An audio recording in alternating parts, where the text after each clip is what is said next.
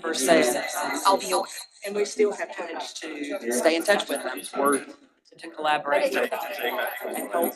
Also, I'll just say, we're gonna see what it comes back with in terms of like, yeah. Okay. I'll give you your talking points in a little bit, Jim. How was your family? Not working.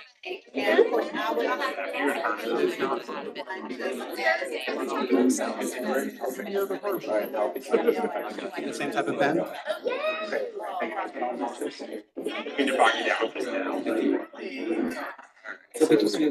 I think he used one of these, so I'll Keep one of those. Deal. Since we talked to you about it.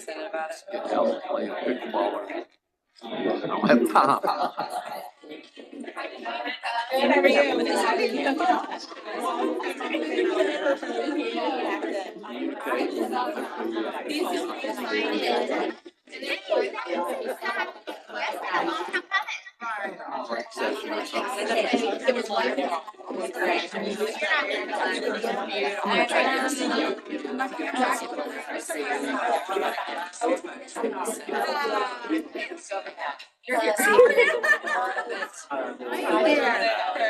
I might just put a mic up here. because I think that affects. It's fine to be. It's fine to be.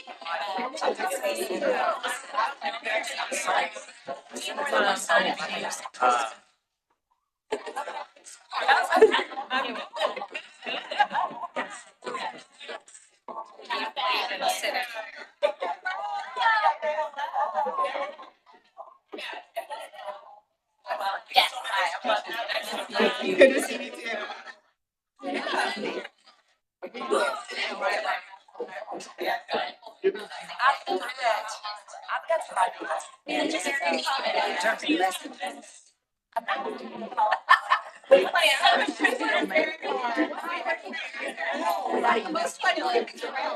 I'm gonna run to the restroom, I think, before we.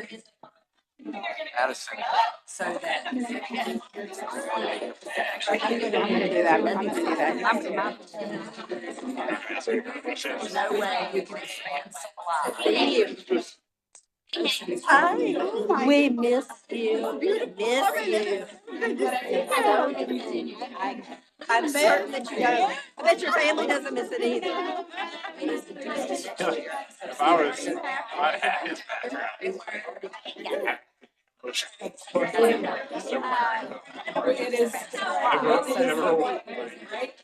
If I just be there.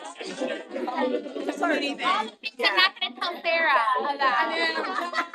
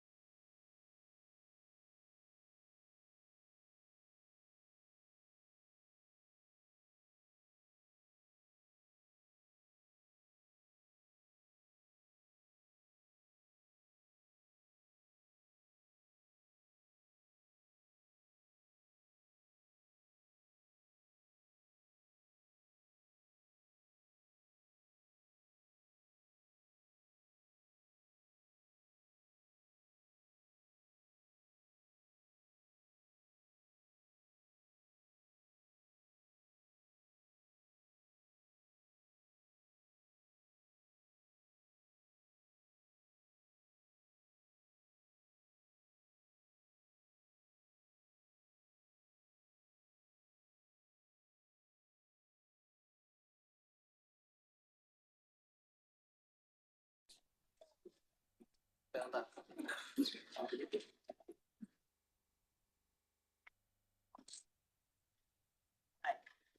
right, welcome to the first meeting of the North Carolina Task Force on Child Care and Early Education. We're so excited to be here, and we're so excited that all of you all could be here. And I really appreciate you coming from all over the state. I know we have several people from out of town. So I just want to say thank you for being here. We're very excited to see what we achieved in this. We are here to find solutions, not just talk about problems. And Senator Bergen and I both feel very strongly about that. We are also going to try very hard to keep this on time because it's a very long meeting and we have things to do afterwards. So I will now turn it over to Senator Bergen for his remarks. I just want to thank all of you. I have met most of you in a lot of different situations, different places across the state. But this is one I think one of the most pressing problems that we have right now in North Carolina. I don't want to say that. I don't like problems. This is one of the opportunities that I think this group can come to some wonderful solutions. I've told a number of you, and you've heard me say this before, I think childcare begins at conception. So I think we need to be looking at all different options. And again, thank you. This is very important to a lot of folks, especially our children and their parents. Absolutely. So I want to note that there's a video of this meeting that's being live streamed. So just be aware of that. We are now going to welcome our North Carolina Chief Justice, Paul Newby, for the swearing-in ceremony. Good morning, everybody. Good morning. I want to echo what has been said. In January of 2021, I established an ACES task force, an adverse childhood experience, adverse childhood environment. It was designed to go for 2 years and to come up with some recommendations. And from that, we've been able to develop a better understanding among our judges when juveniles are appearing before them or an abuse, neglect, dependency parents appearing before them. A better understanding of some of the things that impact these children. To me, the most telling thing that came out of that is that upwards of 98% of the people in prison today for violent crimes grew up with an ACES score of 4 or higher. Now, that doesn't mean that everybody with an ACES score of 4 or higher ends up in prison because there are strategies of resiliency that are able to help these individuals. It made me think about the trauma, the secondary trauma that the prosecutors and defense attorneys who are having to go to crime scenes where brutality has been done. And one of the psychiatrists from Duke, who was a presenter, said that the best strategy for resiliency is, believe it or not, count your blessings. And, you know, for a young child in desperate situations where they are a victim of a crime, and that victim could be, being a victim could mean that they've actually experienced violence, or it could simply be that they have observed that, they've been witnesses to it. So after we had completed the task force, I continued to ask the question, what can we do to help these children who have ACES scores of 4 or higher? How can we help build resiliency? And so I talked to my friend, Senator Bergen, who helped me put together another task force. One of the things that I love about task force is just like this room.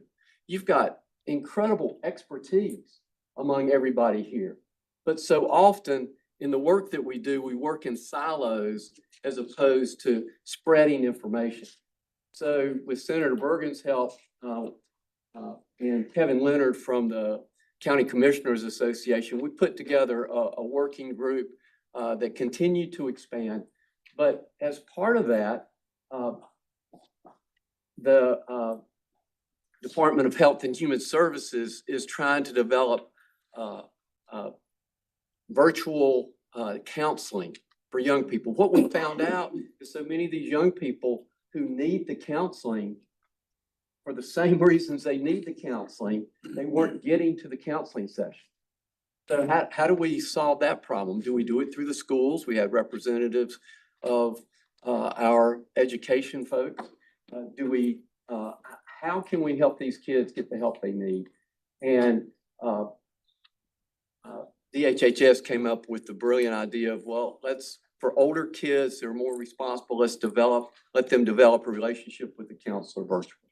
So sorry to talk too much, but my point is, what y'all are doing is vital to the health of all North Carolinians, but obviously, most importantly, the children that you will be impacting and the parents you will be impacting. So thank you for doing that. And Lieutenant Governor, I so applaud you and your leadership here, and particularly the whole idea of focus on solutions.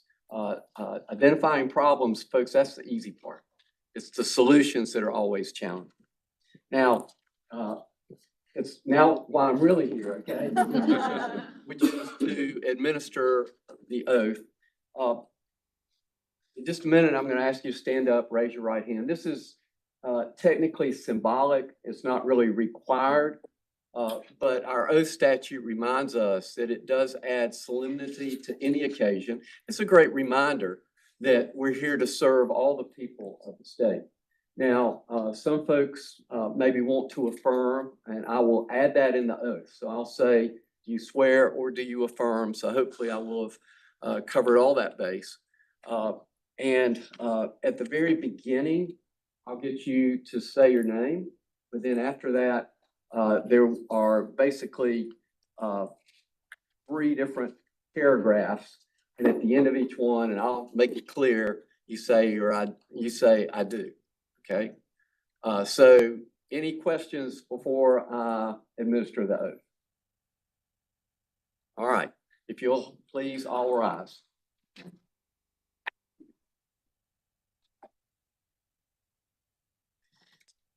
Okay, you're in somebody's spot. Okay, that's good. Is everybody who has a name plate supposed to do this, or just those around the table? I got no idea. Those around the table. Okay, all right, good. So, okay, I got it. Okay.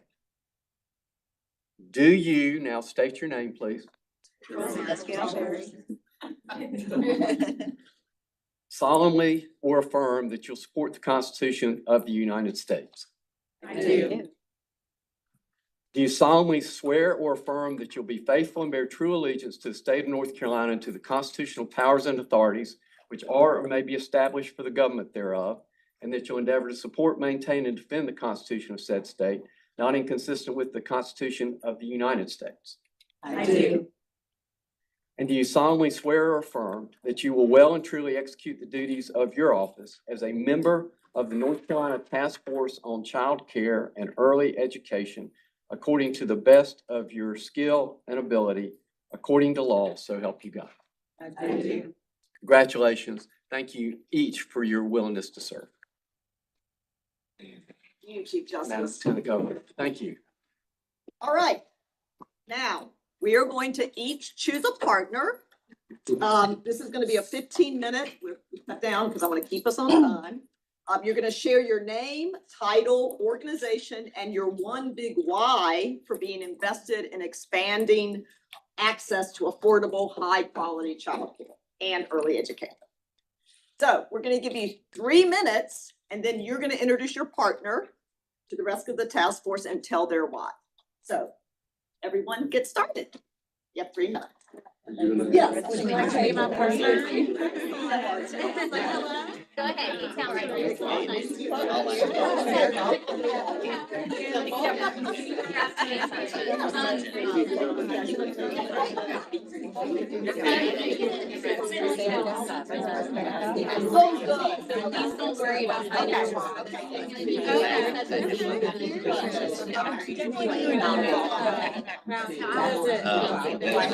We all will have a child care center. We do. Yeah. Oh, you do?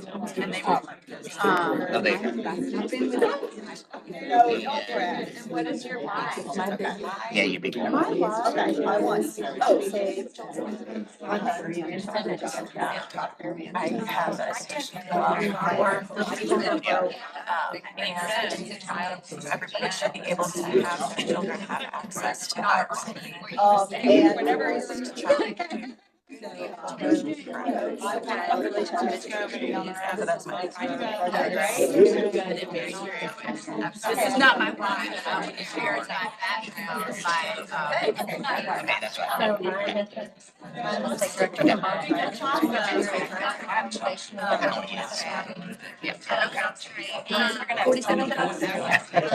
Okay, it's, cherry creeks, I think about it phonetically as CHOW. You know. And then I thought it was like DHR.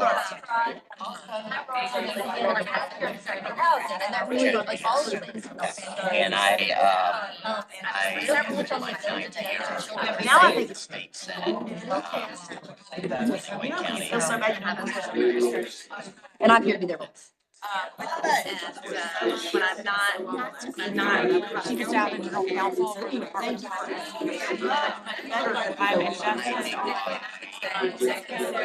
Handing access to quality. I don't think That's The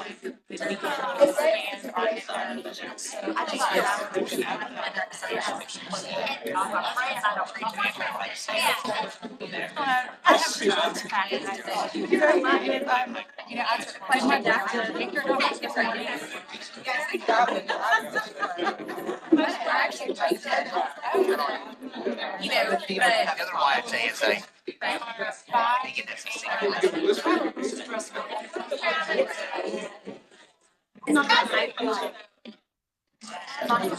It's a goal of amplifying here. Yes. But anyway,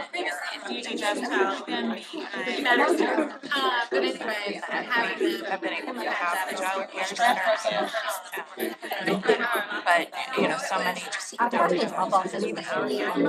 not the most expensive in the area, but they're certainly are not the least expensive. When you think about our lower wage earners, it's a yes, that's right. That's right.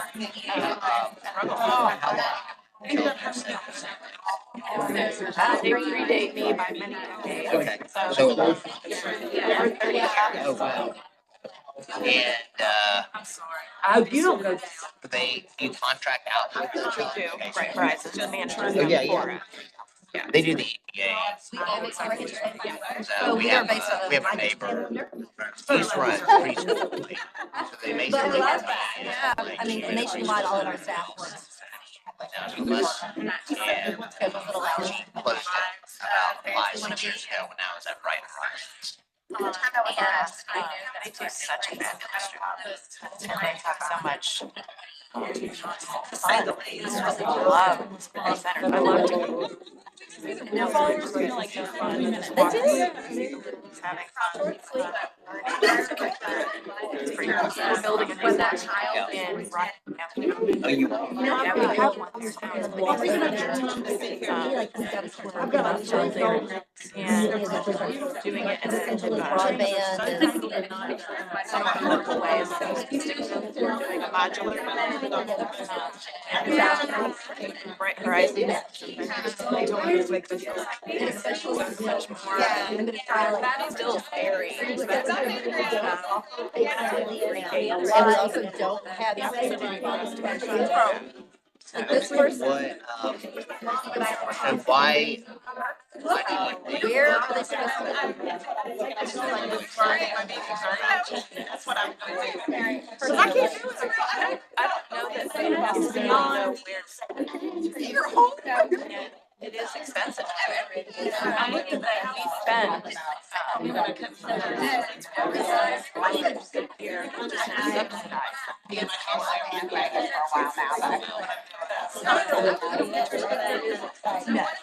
but I guess the argument would be it's retention. I was gonna go back. Yeah. It's all about early. Do you have any data to back it out? Not necessarily. They have a really hard time. Anecdotally, it is definitely research that and having them so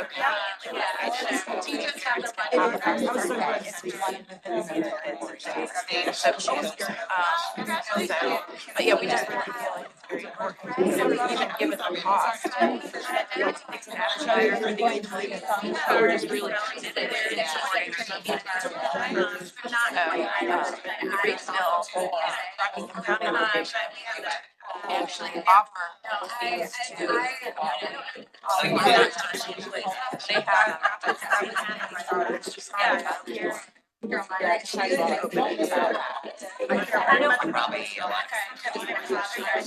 yeah, about 40%. I think that's where there's some mix, and I'm certainly not the expert on the place, but I do it for you center. Like you want that attention, it's hard to recruit where help is. So it's really, it's a yeah, Would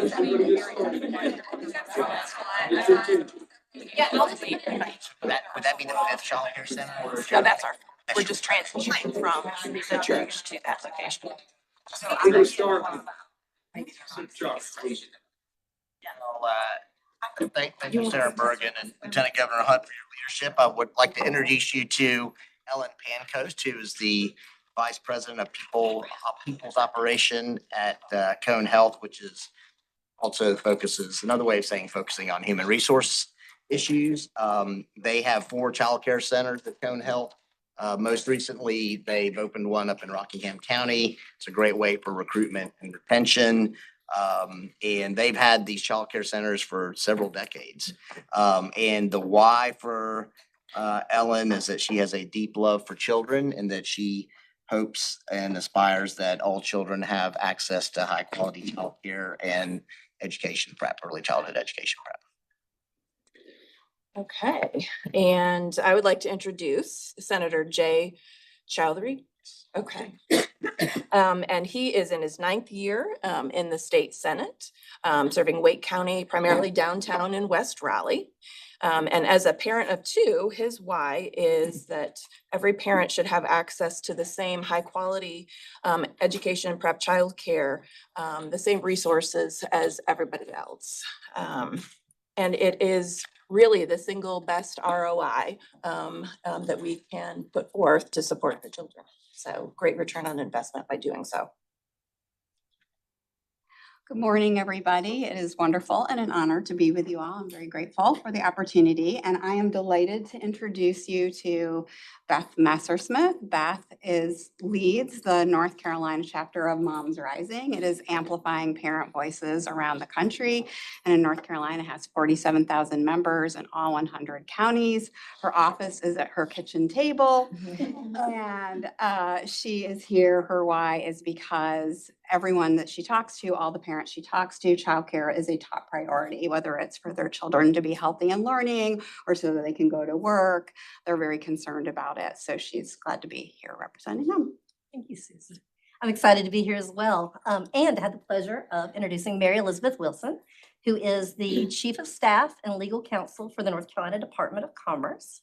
And her why is that the best way to expand the existing workforce and to ensure that we have the caliber of workforce that we need going forward is to invest in childcare today.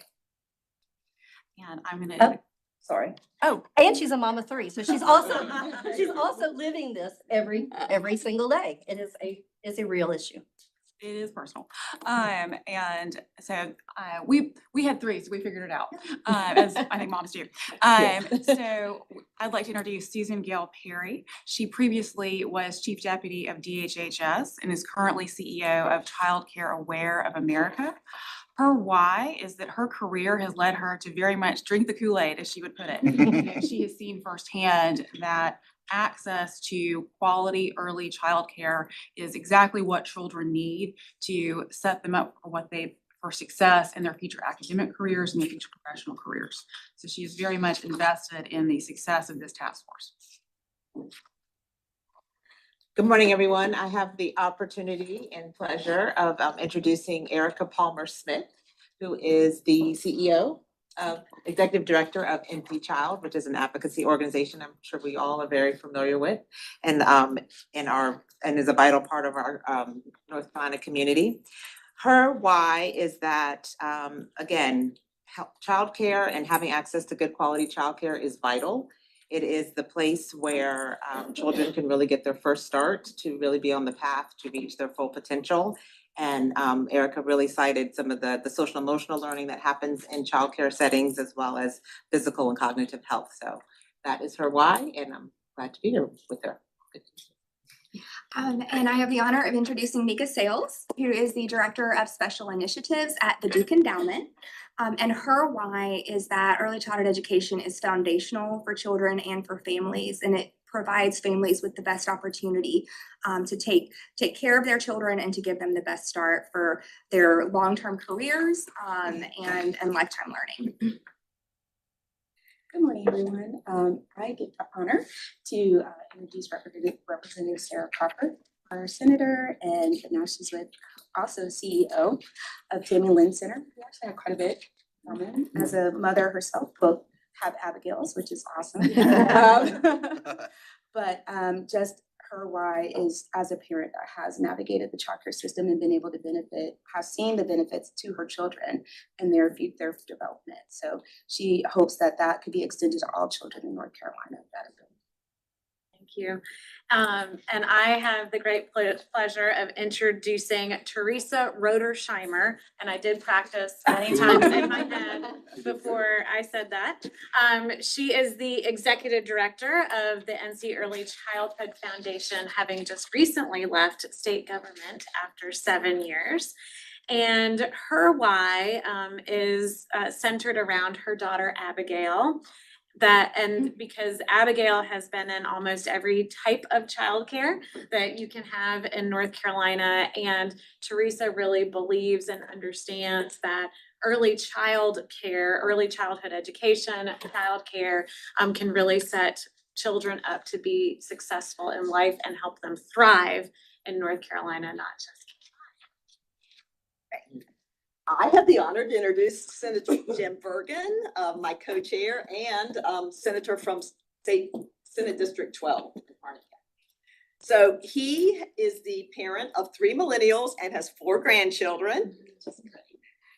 And he is an insurance person, so he talks to people every single day in his other job that are trying to, get people to their childcare centers or having trouble with the huge waiting list. We know it's 2 or 3 years a lot of places, so you have to get your spot before you're even pregnant. And it's a huge stressor on families. So he was interested in a targeted, thoughtful solution that involves employers, state and local government, and federal government. And that is what we're here to do today. So we're very excited to have him. Thank you. It's my honor to introduce the Lieutenant Governor. She and I became friends in our orientation. We came in as freshmen together, her in the House, me in the Senate, and then she came over to the Senate, and then I told her the other day, she just took right off and left me. And something that a lot of women face is she put her law career on the back burner and stayed home 15 years to raise kids. And and I always say people should have options, and if that's a good option, if you want to do it, but also it shouldn't be your only option. And right now, I think we're with a childcare situation where it's not. So her why is, I'm going to add this, is why not? Why not fix it? Why don't we fix it? And I think there's ways that we can do it.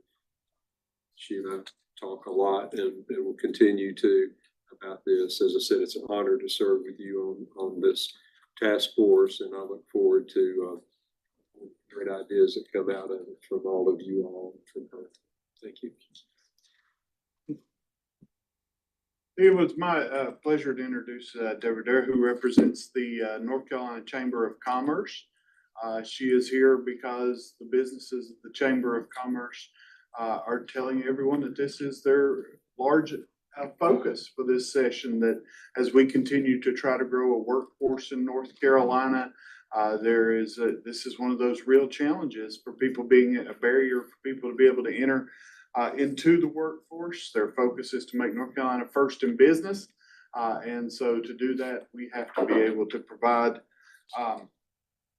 all of those kind of solutions. And that's really what they're out promoting, and what they're doing is to make sure that we have solutions for childcare within our state.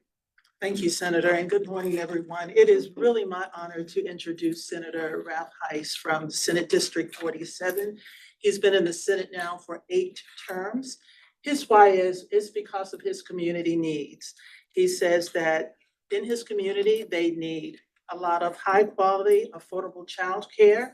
And that comes not only from parents, it comes from the businesses as well as the childcare centers. As you all know, his district was devastated by Helene, and he's looking at a major reset. A lot of the childcare facilities had to close, and they are beginning to reimagine how do they bring about a change with childcare. But I can tell you a good thing that happened to Senator Heiss and his community on Sunday. His church sanctuary opened for the first time since Helene. So we have to, honor that. And another reason I am so delighted to sit next to Senator Heiss so that I could just give him his flowers, because he is the bill sponsor of Senate Bill 412. It's titled Child Care Subsidy Rate Increases and West Highway. So if you don't know about that bill, please read about the bill. And so again, it is truly my honor. It's fortuitous that I would be sitting next to him today, and that tells me I'm doing something right. Morning, everyone. It is my pleasure to introduce a lady in this room that really has a lot on her plate right now. Candace Witherspoon, the director of the North Carolina Division of Child Development and Early Education. Candace has a background in special education, and so her belief is that through early intervention and high quality childcare experiences from an early age, that really does it really lays the foundational piece for helping all children be successful in North Carolina. Good morning. I have the pleasure of introducing Lori Jones-Ruff. She is currently the Executive Director for the Southwestern Child Development Commission out in the West. And she has 38 years of experience, and she is here today because she believes that every child in North Carolina should have the opportunity to experience high quality educational opportunities regardless of where they live. Good morning, everybody. I'm super stoked to be here for 2 reasons. One, part of this task force, thank you for the invitation. And 2, to introduce Mary Olvera to my right here, who's the State Director of Teacher Education Programs and Public Services. Her why is that all children need a really good start in life, including quality care and quality education from birth. Good morning, everyone. I'm also very excited to be here and with all these amazing people in this room. But I have the pleasure of introducing Dan Rockaway, and he is the president of the North Carolina Licensed Child Care Association. He's also an owner. He has 4 centers in Wake and Orange County and would like to expand, have more centers.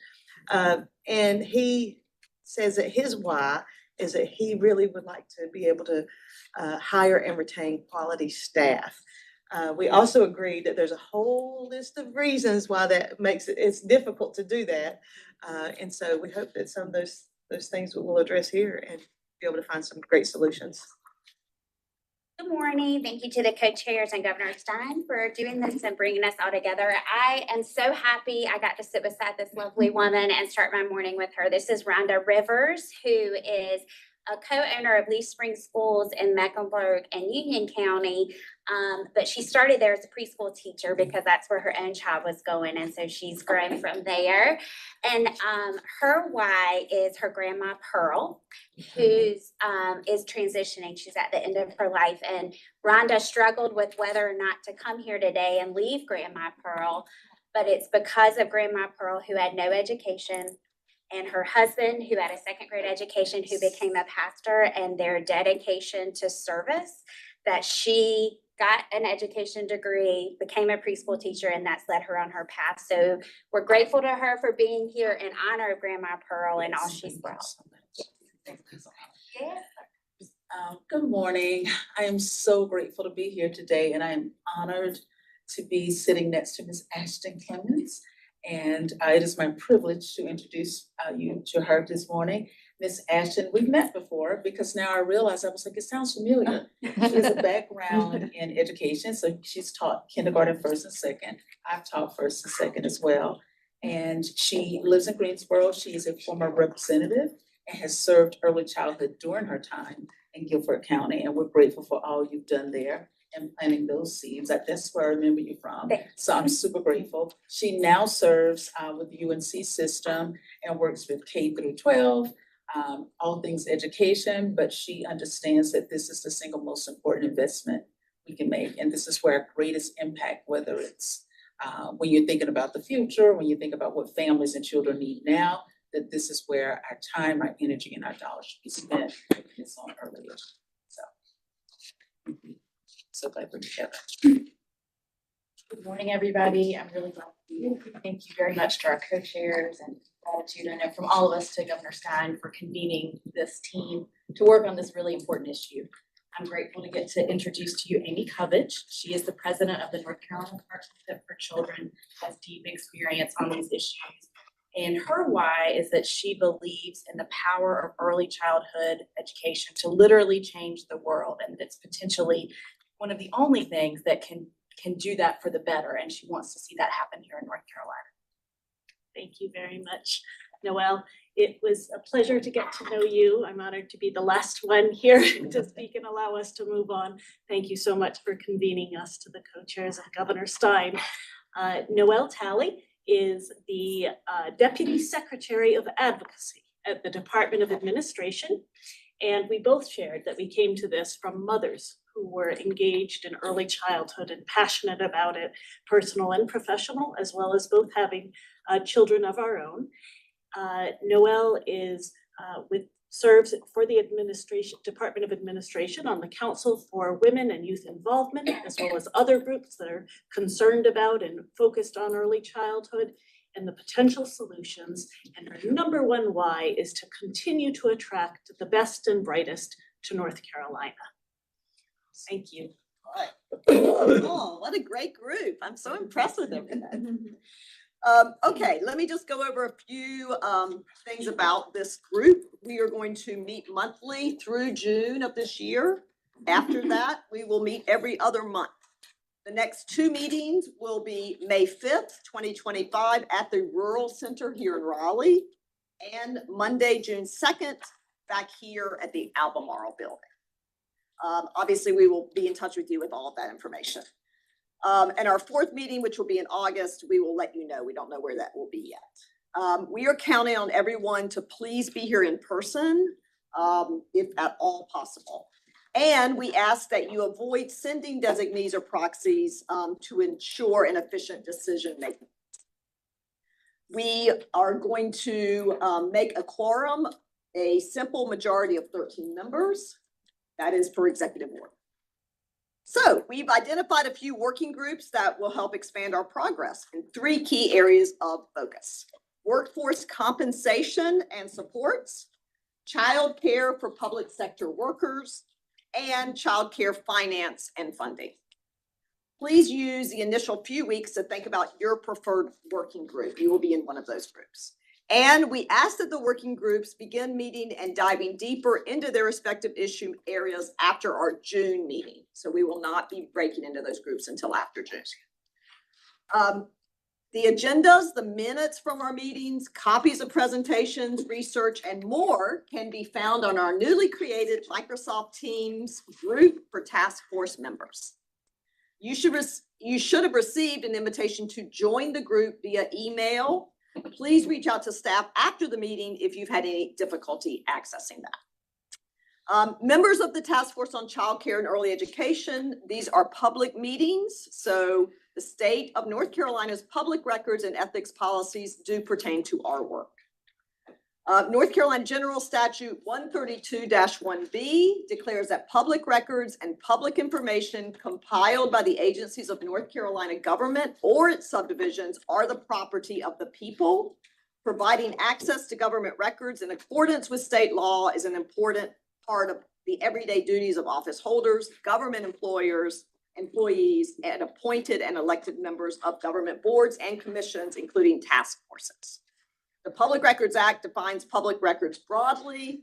Public records are any type of document made or received pursuant to law or ordinance in connection with the transaction of public business by any agency of North Carolina government or its subdivisions. Records created or received in the transaction of public business by cabinet agencies, their appointed leadership, employees, commissions, or committee members, or contractors are covered by the Act. Records related to public businesses that are created or transmitted through non-governmental accounts may nevertheless be public records. Thus, public business created and conducted using text messages from a task force member's personal mobile phone or emails from a personal email account may be public records. The Governor's Office General Counsel team will provide a training on public records to task force members to ensure all task force members understand their responsibilities under the state public records rules. We ask that task force members participate in a virtual training prior to our May task force meeting. And Samantha will be sharing information on dates and times for forthcoming trainings. Sorry, I have to read all that. And I also have to read this, conflict of interest. Our conflict of interest language, I will read. In accordance with the State Government Ethics Act, it is the duty of every committee member to avoid both conflicts of interest and the appearance of conflicts of interest. If any committee member has any known conflict of interest or is aware of facts that might create the appearance of such a conflict with respect to any matters coming before the committee today, please identify the conflict or the facts that might create the appearance of a conflict to ensure that any inappropriate participation in that matter may be avoided. If at any time any new matter raises a conflict during the meeting, please be sure to identify it at that time. Please raise those now if anyone knows of any conflict. Seeing none, we have identified a few guiding principles for this task force. We want to understand the challenges, stay focused on solutions. We want to consider solutions that are public and private, and we don't want to wait for deadlines. We want to make continuous progress. What others should we add? Does anyone have? Please use your notebooks at your seat to write down any other guiding principles that come to mind to you. Leave them with us at the end of today's meeting so we can bring them back to the group next month or over email. I'll quickly review our task force's deliverables and objectives. Our duties are specified in Executive Order 10, and they are examine the role of financing in North Carolina's early childhood education system, including strengths and gaps in the current funding model and system infrastructure. Review and evaluate policy solutions that strengthen the supply of accessible, affordable, safe, and high-quality childcare and early education by reviewing and establishing strategies to recruit and retain a strong childcare and early education workforce, expand childcare supply for the public sector workforce, and maximize compensation, opportunities, and additional supports for early childhood education providers and teachers. Identify opportunities to maximize the impact of existing funding and develop recommendations to direct new public and private investment towards gaps in system infrastructure, especially engaging with the business community. Submit a preliminary report describing task force activities and recommendation to the Office of the Governor by June 30th, 2025. And a year-end report by December 31st, 2025, and annually thereafter by December 31st of each year. Provide advice and guidance on any other matter the governor refers to the task force. These duties cover a few key topics: identifying ways to increase our state's supply of affordable, high-quality childcare, how to retain, recruit, and grow a skilled early care and education workforce, addressing the childcare needs of public sector workers, and funding and financing associated with childcare. Our first 3 meetings will focus heavily on these key topics to ensure we're all prepared to develop an interim report and recommendations at the end of June. After that, we'll continue our work and develop a more comprehensive report with additional recommendations by the end of December. So we're gonna have a short break now, 10 minutes, so everybody can stretch their legs and get ready for the work. Thank you.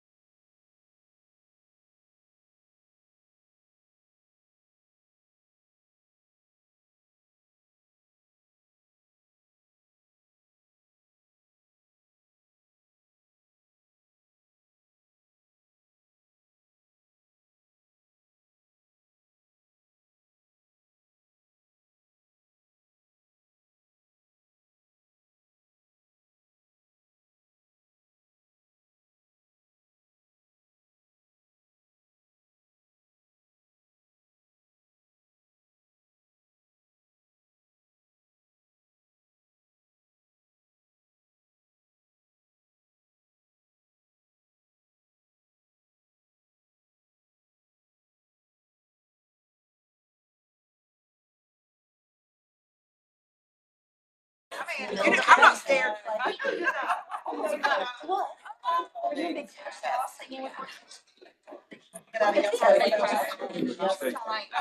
If you could please sign your oath that's on your desk, that would be great.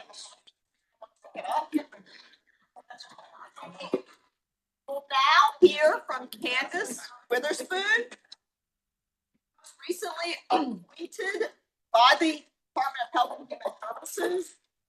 Is now the director of the division of DCDEE. She was formerly the division deputy director, and she's been the acting director since July 1st, 2024. So we are thrilled to have her. She is going to give us a presentation on the child care supply in North Carolina. Take it away, Candace. Thank you for that warm introduction. So North Carolina has a high quality early education network. It has been proven to produce better education, health, and economic outcomes for children and the state of North Carolina. Early childhood development is economic development with benefits in the near and long-term future, especially as employers are trying to get people back to work. Safe and reliable early childhood programs are vital for families to work and build our future generations by creating a foundation for long-term success. So North Carolina recognized early on the importance of early childhood education decades ago and built a high-quality network that serves parents and the state's economy. It was the envy of other states in the nation, but now we need continued investment to make North Carolina #1 again. The availability of high-quality early education is a major factor in attracting businesses from around the world to bring jobs to North Carolina. They want to come, but they need assurance that they will have a workforce, and families need assurance that they will have options for their children. Before the pandemic, the state had about 82 workers for every 100 jobs. As you can see up here, right now we're about at 55 for every 100. This is just a screenshot of who we're talking about, the impact, how many children we're talking about, how many programs we're talking about, and the staff, the teachers that are supporting this group of children.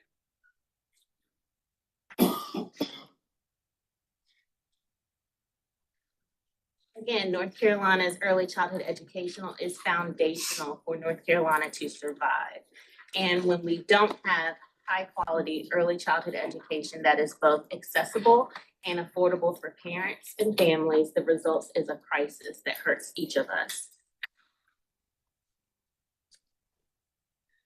So North Carolina is built on a flawed model. Right now, we know that it wrongly assumes our subsidy reimbursement rates wrongly assume that parents can afford to pay what it actually costs to deliver high quality care. It also doesn't account for how much it actually costs to get that skilled teacher in the classroom to provide care to those children. And it penalizes rural communities by incorrectly assuming that the cost of providing care in a rural community is substantially lower than in urban communities. And we had a study conducted to know that it is not a substantial difference. And it fails to cover the actual cost.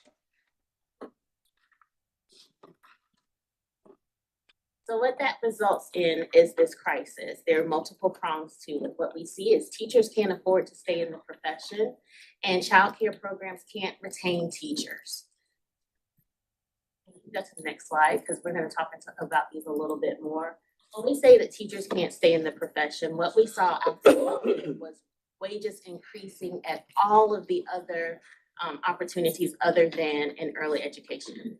What we saw is starting wages. And I want to note on this slide, everything that's in green is a starting wage, whereas the blue for the childcare is the median wage. So that's the average that we're seeing in our programs, is that employees or teachers are making $14 an hour. What we know about North Carolina is that a living wage is $21.56, a little over $38 if you have a child yourself. And so what we see is teachers, they love the children. They want to be with the children. They want to grow those brains and develop them and make them ready for the future. But at some point, they have to make a decision about how they can support their families and pay their bills. And so what we see is we see them leaving the field in droves for these other opportunities that also provide healthcare and benefits and 401 options and sick leave and paid time off. And none of these things are currently provided for early childhood education teachers. When you say that parents really need this, right? This is data that we have from the chamber that talks about, oh, I'm sorry, that's another slide. This one is about programs. So teachers, when they can't retain teachers, what happens is you don't have enough teachers to fully enroll your program. So you end up with programs that are under enrolled. For example, if your building can hold 100 kids, but you can't find enough teachers for that, maybe I can only take 60 kids right now. Because I can't keep teachers. I can't compete with Costco. I can't compete with Verizon, who also, on top of that wage, offers commission, right? I can't compete with these other industries. So 53% have experienced a staffing shortage, 36% have had their costs increase, and 55% of educators reported that they were aware of another program that closed in their community.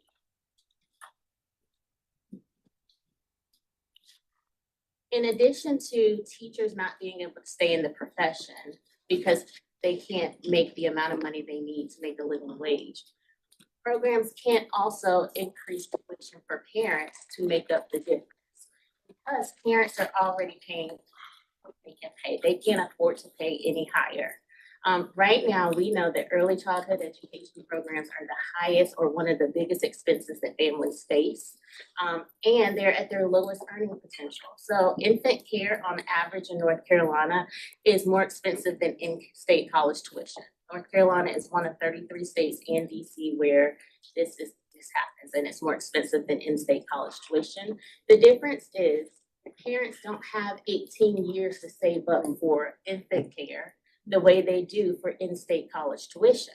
Additionally, most parents are pretty early in their careers, and so they are at their lowest earning potential versus being further out in their careers where they could support it. We also are seeing, families are choosing to have less children, right? Because the cost of care is so major. So what we see is a crisis that hurts everyone. 26% of parents left the workforce, 37% refused a job opportunity or promotion or change. That could be for a myriad of reasons. If it was moving to a different part of town, maybe there's not affordable care there, or the promotion may have caused them to make too much money to not receive subsidy and they couldn't afford to pay the full cost of tuition, so they turned down that promotion. 60% missing work. When classrooms are closing and they're getting a call from their provider saying, hey, my teacher didn't show up today, they are missing work because of challenges with finding high quality, accessible childcare. And 32% did not pursue job training or continuing education, also because of opportunities for early childhood education programs. So who pays for education in North Carolina? 68% of our early childhood education program is funded by the parent. 32% is where we see our state and our federal funding kind of show up. And what we will talk about is how state funding has been flat for more than a decade.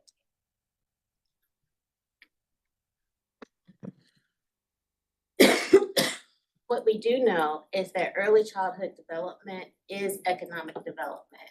And what we see here is that Nobel Prize economist James Heckman's research shows us that early intervention is where we get the most return of investment. The youngest ages that we can invest on are going to give us the highest rate of return. What I mentioned before, when we look at state funding over the past decade, we can see that it's remained flat. And in general statements, our state invests 33 times more in public school K-12 than we do in early childhood education. And we all know that that's not a huge investment either, right? When we're talking about programs having funding and having support. So what happened when we went into the pandemic is we saw COVID relief dollars, federal COVID relief dollars that helped stabilize the industry. It helped keep programs open. It helped get parents back to going to work. And when we were talking about the childcare crisis last year, we were talking about what happens now that we're coming off of this funding cliff. What happens now that all of these COVID dollars are kind of hitting their expiration date, and now we're going back to our typical funding. With those COVID dollars, we were able to eliminate wait lists. We were able to support children, all the children that we need to support. And now that we're going back to our previous level of investment, we are starting to see those wait lists creep up in counties all across North Carolina.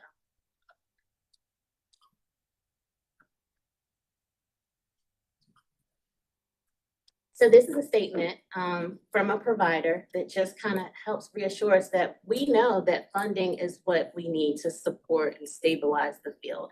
It is not the only solution, but it is the beginning solution to provide a foundation and strengthen the foundation of the business model of early childhood education. So what happened in the interim when we had that funding, childcare funding, COVID dollars ended, and we were going back to normal, is that we saw closures. Between January and August, we saw 190 programs close, and the highest month of closures being 43 closures in the month of June, right there before that July 1st deadline. Of the 190 programs, almost 40% of those programs closed due to financial reasons. An additional 42% closed for other reasons, meaning retirement or they left childcare altogether, and 11% moved. And because we don't really know the impact that finances had on those decision-making points, I wanted to include that information. And then the third graph, Samantha, if you'll hit it one more time, 71% of the programs that closed due to financial reasons specifically closed between May and August. This impacted a little over 3,000 children and families. So let's start to talk about some of the solutions, some of the different things that we can do to at least get North Carolina headed in the right direction. So the first thing that we did, as directed by the General Assembly, is to modernize our QRIS, which is our quality rating improvement system that we use for our programs. And what we did, or what the Child Care Commission actually did, is they're working on giving programs choice. So instead of saying there's one way to demonstrate quality and there's one way to get your stars that show you what you're doing and are reflective of the hard work that programs are doing, there are now 3 different options. It also created career pathways to recognize experience in addition or in lieu of education.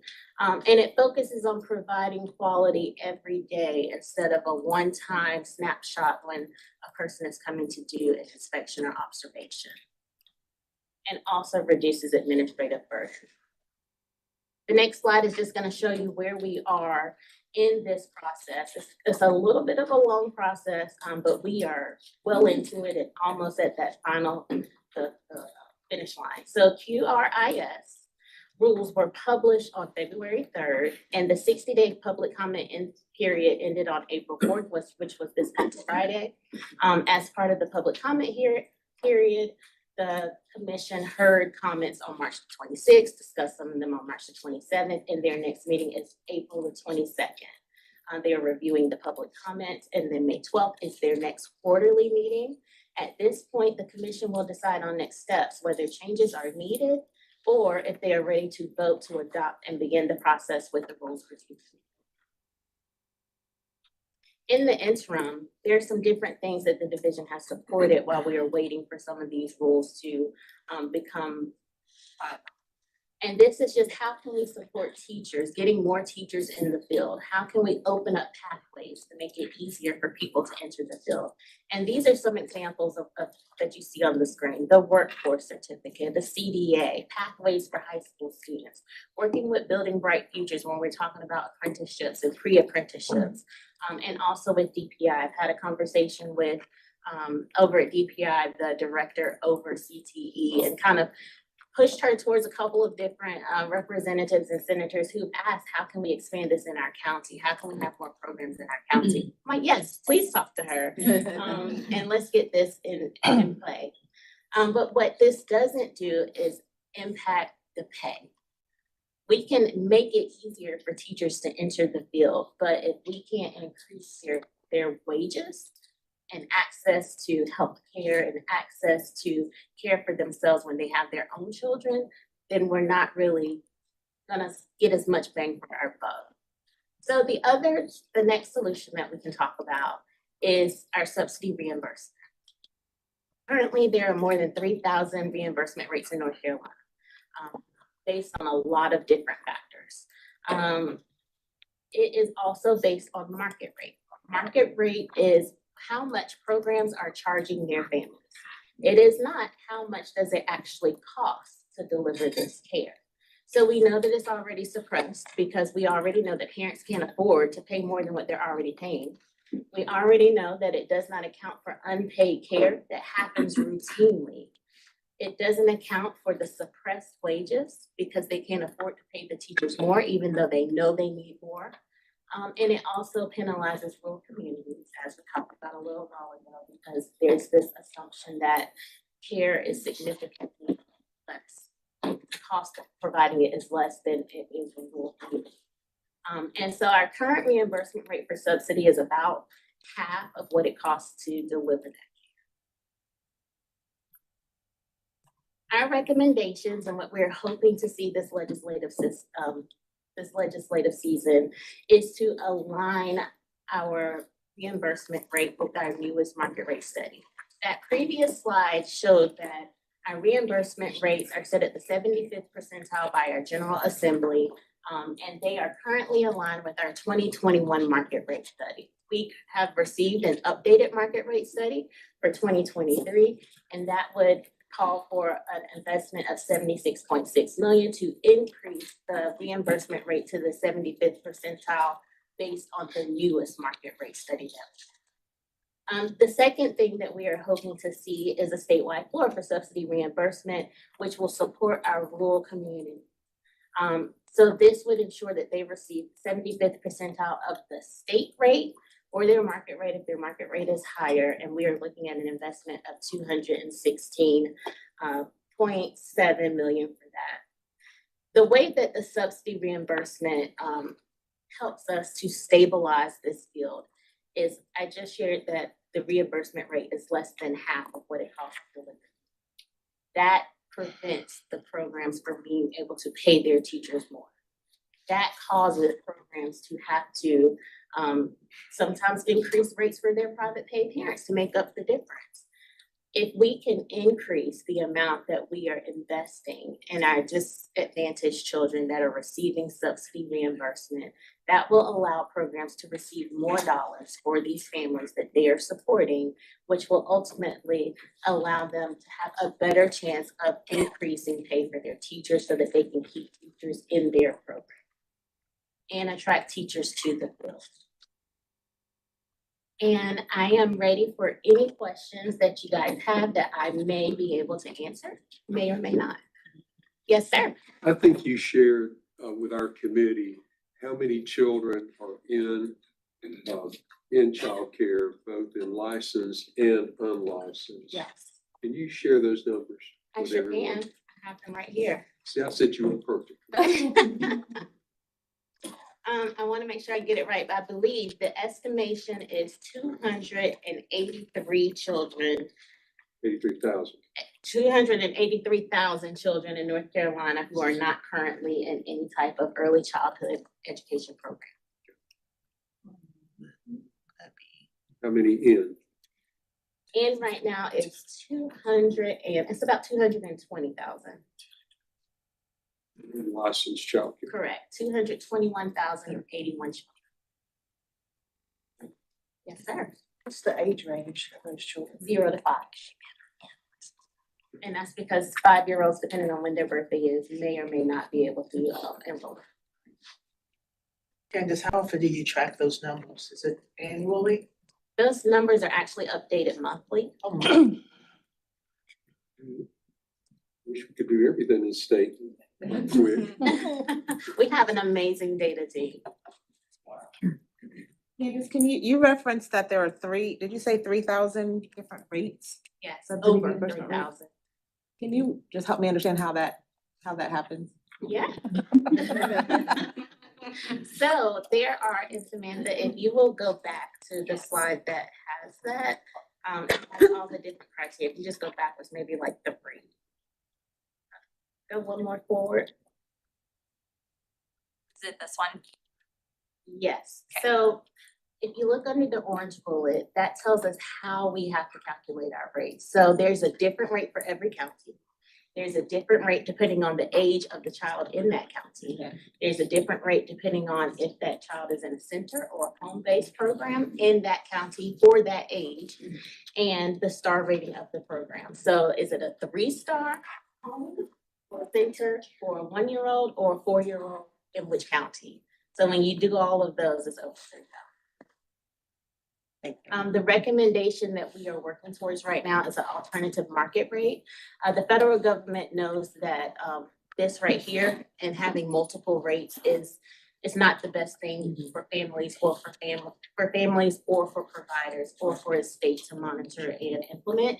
And so they have encouraged states to do the research to determine an alternative market rate, and we have done that. And we have recommendations from the researchers that did American Institutes for Research, and it also provides us with steps to help the state go from market rate to the actual cost of care and what that looks like. And so if we were able to implement that, that takes us to only 21 rates, but we need to the first step is to get the market rate up to where it needs to be, and then get a statewide rate. And then we can start talking about how do we implement the alternative market rates. Additionally, with the alternative market rates, it includes a multiplier for children that have special needs or disabilities that may be in a developmental day program, as well as programs that offer care that is not within typical hours, because we know parents work second and third shifts sometimes. Can you talk about another solution on this topic would be the floor that a state could put in for the subsidy rate? So can you just clear what that floor looks like? Absolutely. So the first step would be to align the newest market rates to cover the gap, because we are implementing right now the rates from 2021 versus the 2023 market rate study. They are not at the 75th percentile. They are currently at some counties it's closer to 50. Some counties it's closer to the 25th percentile, depending on which county it is.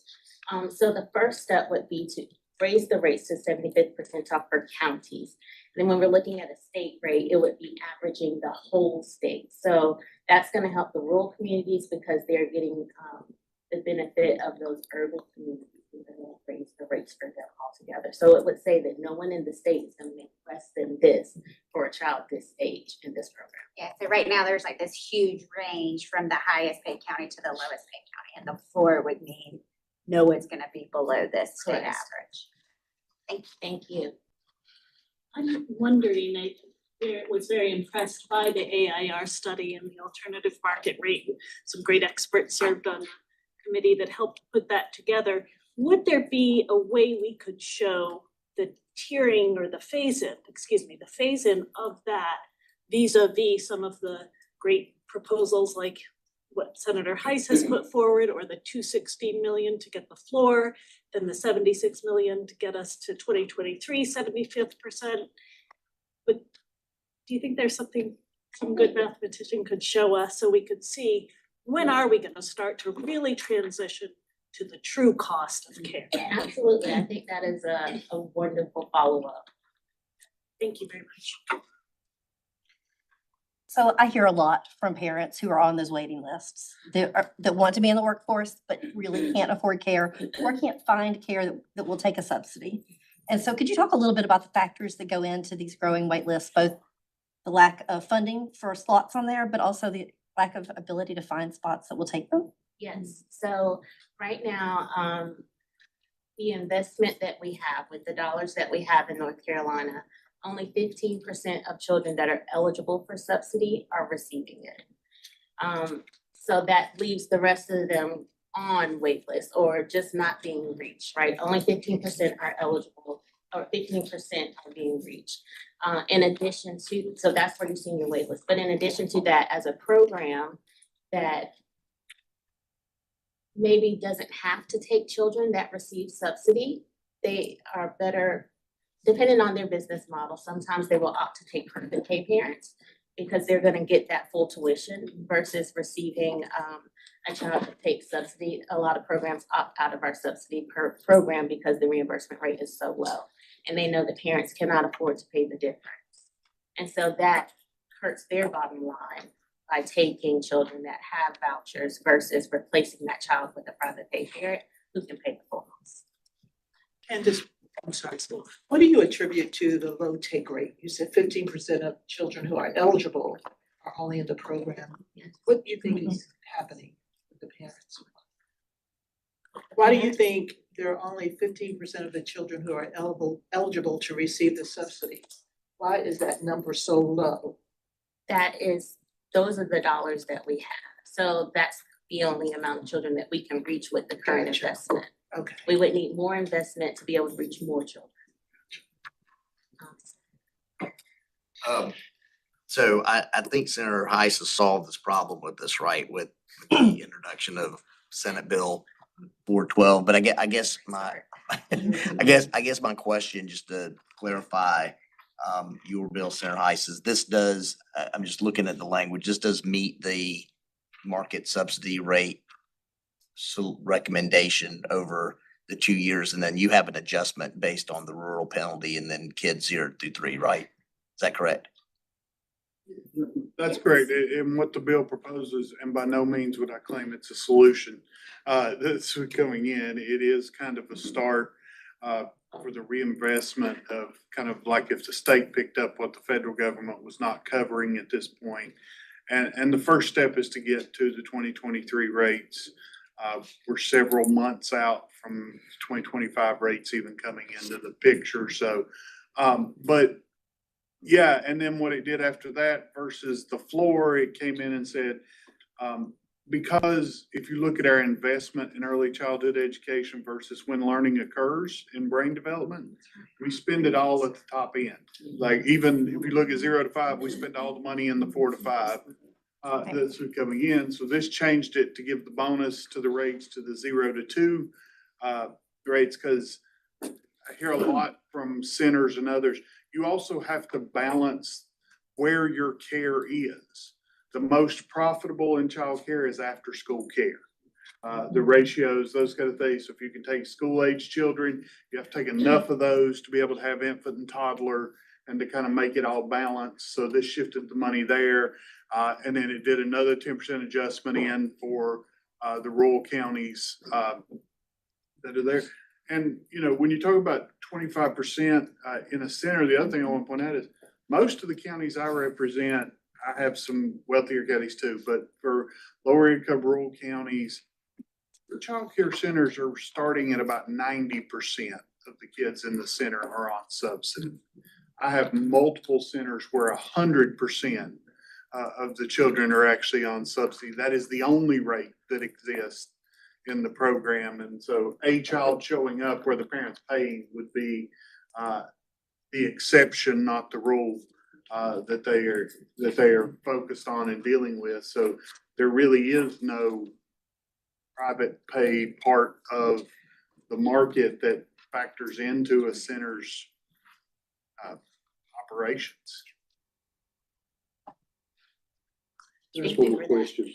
Of the 283,000 not in licensed childcare, is there any way to know how many of those are with a parent or an immediate family member, like a grandparent or somewhere? Do you have any idea? No, it's an estimation based on census and numbers. We would have to survey. So there's no, we don't have that level. All right, any more questions? Thank you very much, Candace. That was incredibly insightful. So we are now going to have a working lunch for 30 minutes. We are going to continue to get to know each other and reflect on any topics from Candace's presentation that inspire further study for you. Thank you. Doing a great job. I'm like, oh my gosh.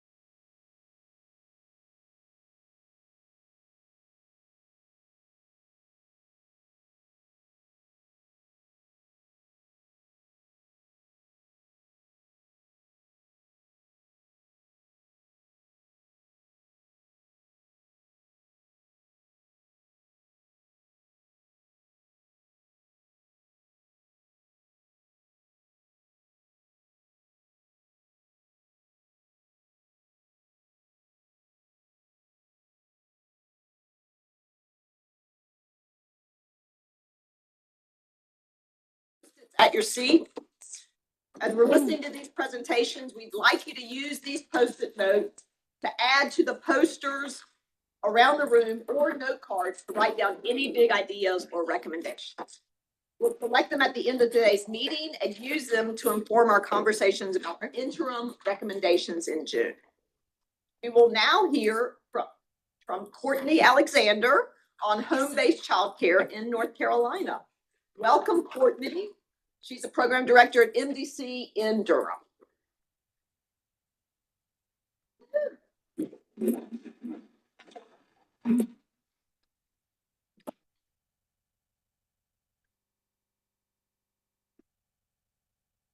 I want to thank Samantha Cole and the task force for hearing about home-based childcare today. As was stated, I am Courtney Alexander, the Program Director for Educational Equity of Home-Based Childcare at MDC. MDC stands for Meaning, Dignity, and Community. Our mission is shaping a South where all people thrive. We accelerate economic mobility across the 13 states through 5 different strategies. Our strategies are to activate leaders, cultivate networks, and strengthen capacity, and frame key issues centered on equity. In this presentation, my goal is to review what home-based childcare is and why it's important, share policy and systems barriers to sustainability, and discuss opportunities for reimagining childcare. Home-based childcare is defined as any non-parental childcare in the provider's own home or the child's home. It is also defined as family childcare homes, which is home-based childcare that is regulated, formal, and paid. And it is also defined as family, friend, and neighbor care, unregulated, informal, paid or unpaid, or license exempt home-based childcare. It includes care by relatives and most often grandparents. If you think back to your own childhood, who took care of you? Home-based childcare is 7 million children ages 0 to 5 in the U.S. receive care in the home-based childcare setting. The most common childcare placement is for infants and toddlers. Family, friend, and neighbor care, or FFN care, is the most common type of home-based childcare and is the largest group of caregivers in the country. We estimate that 64% of children under the age of 6 in North Carolina are being cared for by FFNs. Home-based childcare is a prevalent form of care for Black and Latinx families, immigrant families, families working in non-traditional hours, families with children with special needs, and families in rural communities. We need critical infrastructure. Home-based childcare is a critical infrastructure in our early care and education system, and is integral in meeting the needs of North Carolina families and children. Home-based childcare providers do not receive equitable resources or support or recognition for our early childhood system, which prioritizes licensed center-based care. Policy and regulatory barriers, problematic narratives, and power dynamics are rooted in a systemic racism. Need for the recognition of home-based childcare is a vital and valued part of the early care and education system. 85% of childcare closures in North Carolina since February of 2020 have been home-based childcare providers. Let's look at policies and systems. Licensing and regulatory barriers are burdensome and expensive. It is burdensome and expensive to become licensed, to maintain a license as a home-based childcare provider in North Carolina. Undocumented providers and providers living in apartments face particularly challenging barriers. There are funding barriers. Subsidy rates are low for family childcare homes than for centers. License exempt and family friend and neighbor providers cannot accept childcare subsidy vouchers. There are legal barriers in North Carolina. It is a felony if you are unlicensed and provide regular care for more than 2 unrelated children in your home. There are accessibility barriers. Childcare rules and regulations are not universally understood or applied or communicated by the people upholding them, and they are not translated into multiple languages. Technical assistance efforts and funding to assist with licensure and quality improvements are largely focused on centers. Let's talk about some complexities. Home-based childcare is often seen as lesser than or ignored. Efforts to increase resources and support for license exempt and FFN care can create tension with licensed providers and in coalition building efforts. The regulatory landscape of North Carolina's childcare system was created with child safety and high-quality early learning in mind and has been uplifted as a national model, even as it has placed an undue burden on home-based childcare. Efforts to shift policy and regulation to be more inclusive of home-based childcare can be viewed by some advocates and leaders in our childcare system as moving backwards. Let's talk about our goals. Our goals for our programs that we run at MDC is that providers will have influence and power in the system that affects them. An inclusive, mixed delivery, and mixed funding system that understands the important contributions that each type of care offers, acknowledges that different care structures will have unique needs, and recognizes that all require support and resources. A system that works for all is what we need. Our strategy at MDC is 2 interconnected systems of change. We're strengthening the capacity and the voice of those directly impacted by the inequities in the North Carolina childcare system. Home-based childcare networks, our communities of practice, are supporting 8 home-based childcare networks across the state. We also have a program called Haven that is supporting home-based providers with leadership and voice in policy and decision-making. Next. MDC, our values and our principles are to co-design with our participants in our cohort.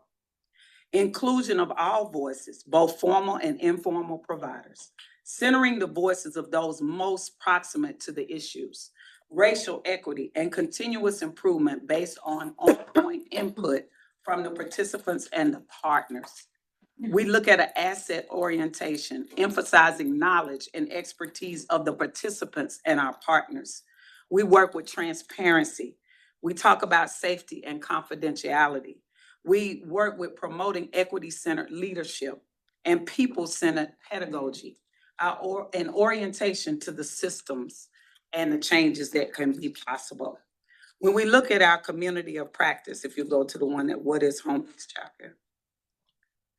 Our networks are organizations that offer home-based providers a menu of services and supports, business practices, quality improvement services, connection to resources both for providers and families, and there is no agreed upon model as we co-design and create the model with the providers, promising an approach of increasing supply, quality, sustainment, and home-based childcare.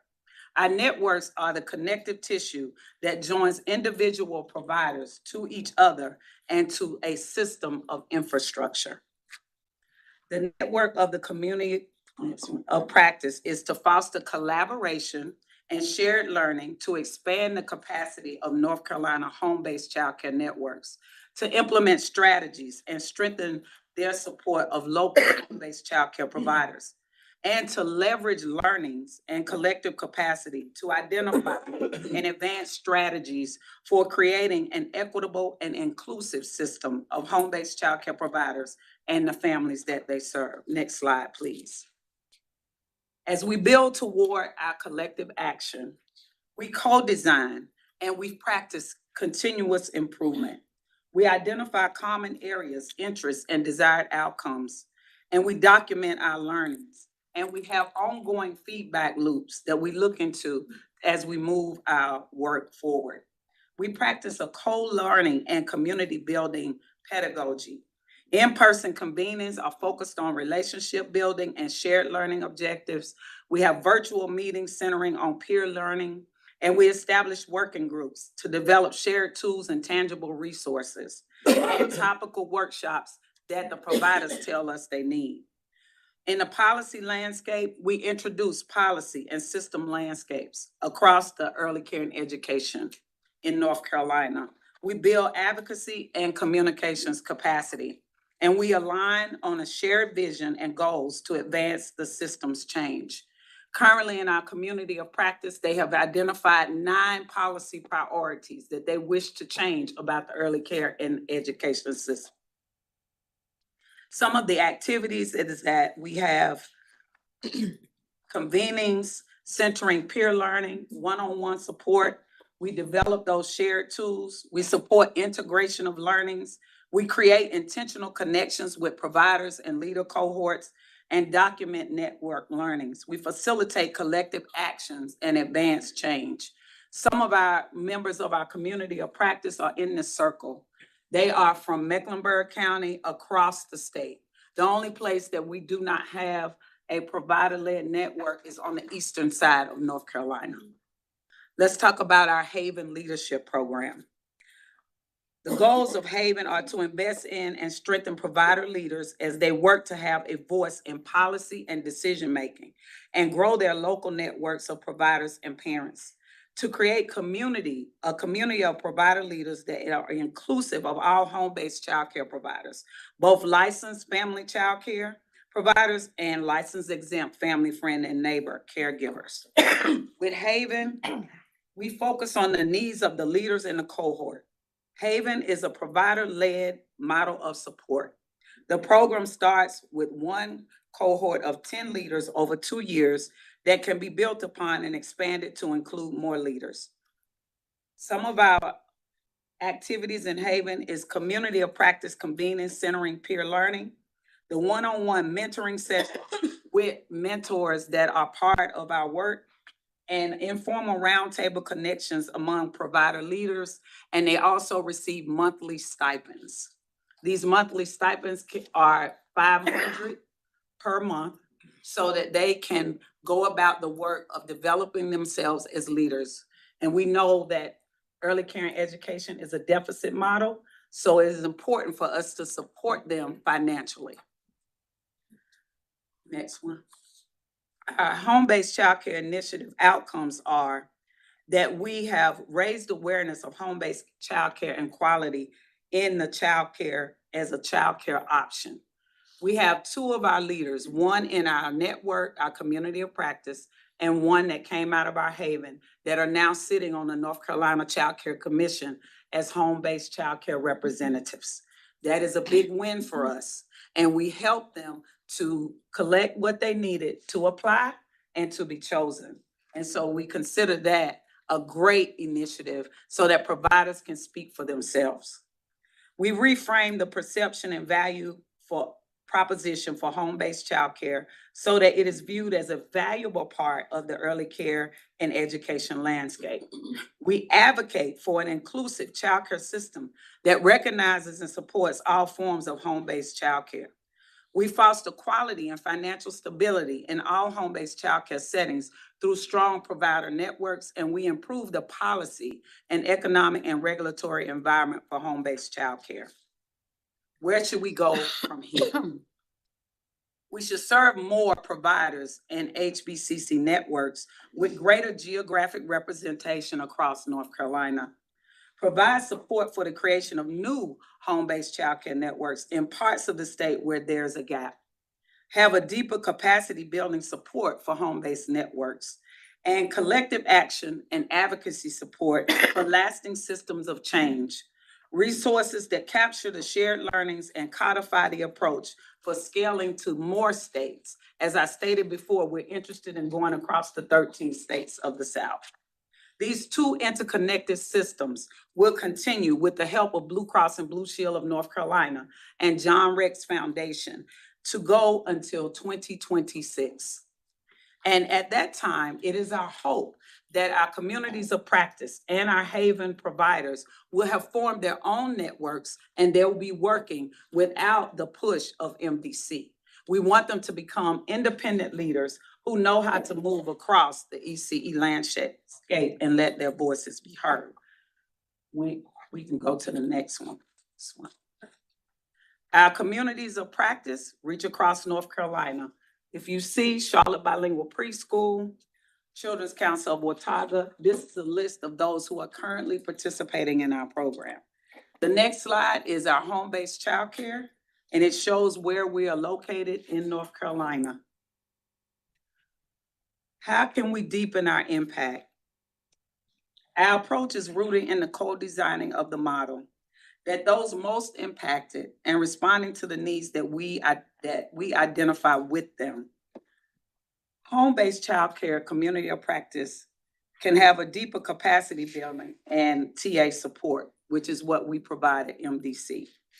A deeper capacity of support for policy and advocacy, research, analysis, and skills building. We do everything from writing letters, helping them to write their letters, and helping them to become the voice that you hear on boards like this one. With our Haven, we want to codify a new design, prepare to launch a second cohort with our funding, and deeper capacity support for policy and advocacy, and establish a provider support fund for engagement and sustainability needs. Across our program, we conduct research that adds to understanding of the state of home-based childcare networks and providers across North Carolina. We share knowledge with the field through publications and webinars, et cetera. We codify program designs for future replication and prepare COP and Haven for expansion. New members we would like to bring into these cohorts. Capturing the sharing of learnings to inform the larger field and expanding and replicating across North Carolina. The next slide is some resources that I would invite this task force to look at, especially the one at the bottom that says the state scan of family, friend, and neighbor care policies and support. This scan will show you what is happening in every state across America and how the support is changing for early care and education. Yeah. Let's talk about possible strategies. As Governor Stein's task force for child care considers changes to reimagine early care and education in support of North Carolina's economy, please consider implementation of a statewide registry and financial support for family, friend, and neighbors who are not seeking licensure. A shared business services and technical assistance for all child care providers. Studies to better understand family needs, barriers, and priorities for care, and to assess options for increasing and improving sustainability with home-based child care. Network and leadership development with providers, and communications efforts that will support provider-led advocacy at every table of power in the early care landscape. Thank you.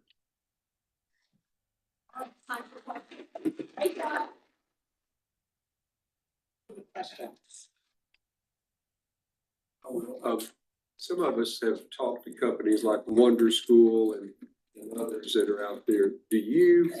Do you go in and, let's say that I wanted to do an in-home childcare, do you come in and help me set up my company if I want to set up a company, provide me with software, do some financial literacy, background checks? I mean, there's a lot to do it. And of course, and I love what you said about safety should be the primary. We want to take care of our kids, but we don't want them to be babysit. We want them to have early childhood education. So do you do all of that? And do you, because like I said, the guy that runs Wonder School was in my office last week and visiting about what they do and how they do it, and they're contracted with states all over. So tell me a little bit about that. And then you mentioned there were 9 things, but I'm a Baptist, so I have 3-point sermons, and everybody always tell me, just bring me 3 things at a time. And so give me the top 3 barriers that you run into to opening in-home childcare. top three barriers that our providers have reported that they run into is financial. You more than likely have to meet putting a fence up. For example, we have one provider who opened her family childcare home and went through the licensing process, and she is still paying off the loan that she had to take on to put a fence around her home. And she is no longer, she surrendered her license because she could not continue to provide care in her home and be able to make a profit. So that is a very strong indication of the financial support that is needed for providers as they seek licensure. Many of them do not have enough money to feed their own families, but they do this type of care because they love children and because they want to make sure that those children are well taken care of. I have met with Wonder School. And being a former provider myself that ran a 5-star center, but also practiced family, friend, and neighbor care during COVID, I understand completely the plight of some of the family child care home providers as they look at licensure and they have to upfit their residences to meet the criteria to be licensed. Now, they have worked with the consultants with North Carolina Division of Child Development, Early Care, and Education to understand the rules and go through the process. But then when they're told that they have to put a fence or they have to have some mulch or they have to put a wall in their home or they have to knock down a wall because of supervision issues that could occur, that is an expense that they're not ready to take on.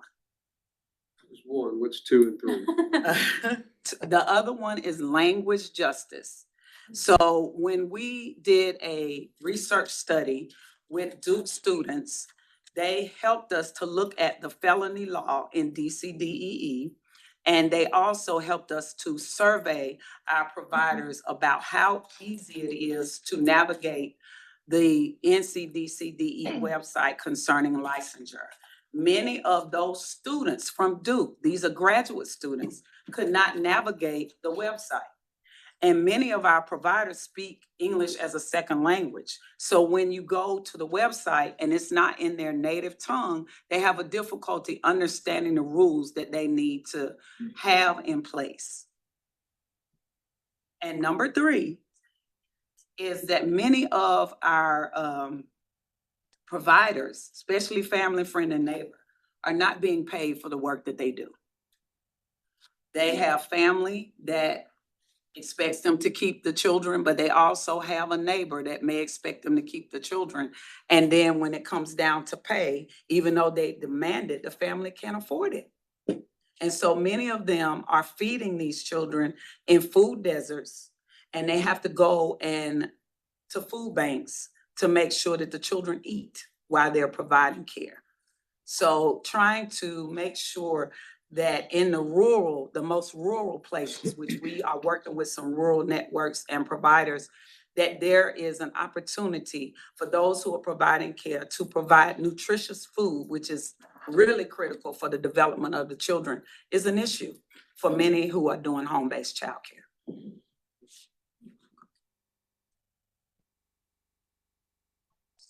How are you finding and connecting providers across the networks? I can think of lots of people that are probably providing, especially the family care, but may not know how to connect with other people. So the networks are setting out flyers where they convene the providers and families at least once or twice a month. And they're convening them for CPR and first aid training. They're convening the families and the children to give away books and materials that they can use in the home-based settings. They've also convened them around local municipal people, because some of them are running into problems with HOAs and with zoning as they're trying to become licensed or even just trying to operate. So the networks actually reach out through different venues, social media and flyers being placed in strategic places in their counties to convene the providers together. And then providers tell other providers because they have a good relationship with the networks. So that's how the networks are building power and building their networks. And a couple of those are Smart Starts. Yes, Okay. yes. Thank you. Yes. I wanted to ask, thank you so much, first of all, for that great presentation. I get taught myself saying, Amy, be careful when you say it's a choice, that families are choosing HBCC. Many are. But how can we piece that apart? Do you have thoughts? Is MDC looking at that? When are families choosing it? And when are they saying, we've aged out of the wait list, as we all know, we mentioned, getting on the wait list before you're pregnant. How can we understand better? Are you doing some researching and surveying to understand better? Are families truly choosing HBCC, especially FFN? And because if they are, we need to pay attention. We are family focused, right? We believe in that. Families are their parents are the best first caregiver and teacher of their young children. Or are they simply saying, we can't do it anymore this way. We're gonna opt into something alternative to the more formal early care and education system. Families are choosing home-based childcare for several reasons. Many of the families are choosing because those caregivers represent their culture. Those caregivers are looking like them, sounding like them, and able to give to those children what the parents want. Then they're also choosing because it is a lower cost option for them. And it is a very time frame for them, as was stated by Candace Witherspoon. People need care for when they go to work. There are third shift, second shift workers that home-based childcare is fulfilling the gap for. So it's not just, I'm tired and I'm gonna give my child to my next door neighbor. It is that they have built a trusted relationship and they entrust the care of their children to home-based childcare providers. Some are choosing simply because they're next door or they're 10 minutes on their way to work. So it's all kind of dynamics that we look at, but trust is the number one factor. And it's not always a relative. It is sometimes a friend, it is sometimes a neighbor, it is sometimes a coworker they may have met who is now at home with their children. And so they gravitate toward that.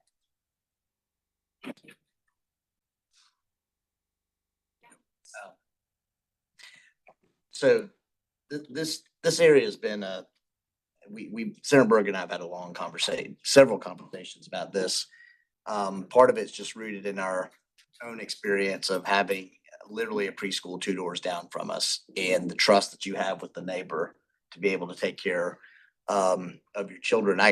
So one question I have is I know the rural center did a scan of childcare deserts. Is there a way to look at additional data to determine where there might be, let's say, second or third shift families that are clustered together? So it would make sense that we could use the data to try to determine where home-based childcare opportunities might arise. I don't know if you all are doing that with MDC. And then the other part that I would say is I think what Senator Bergen and I have been kind of struggling with is how easy how can you make it easier and reduce those barriers? I mean, you've identified some policies, but some other types of policies or capital that might be able to be provided in those certain communities where you can easily set up a home-based childcare facility.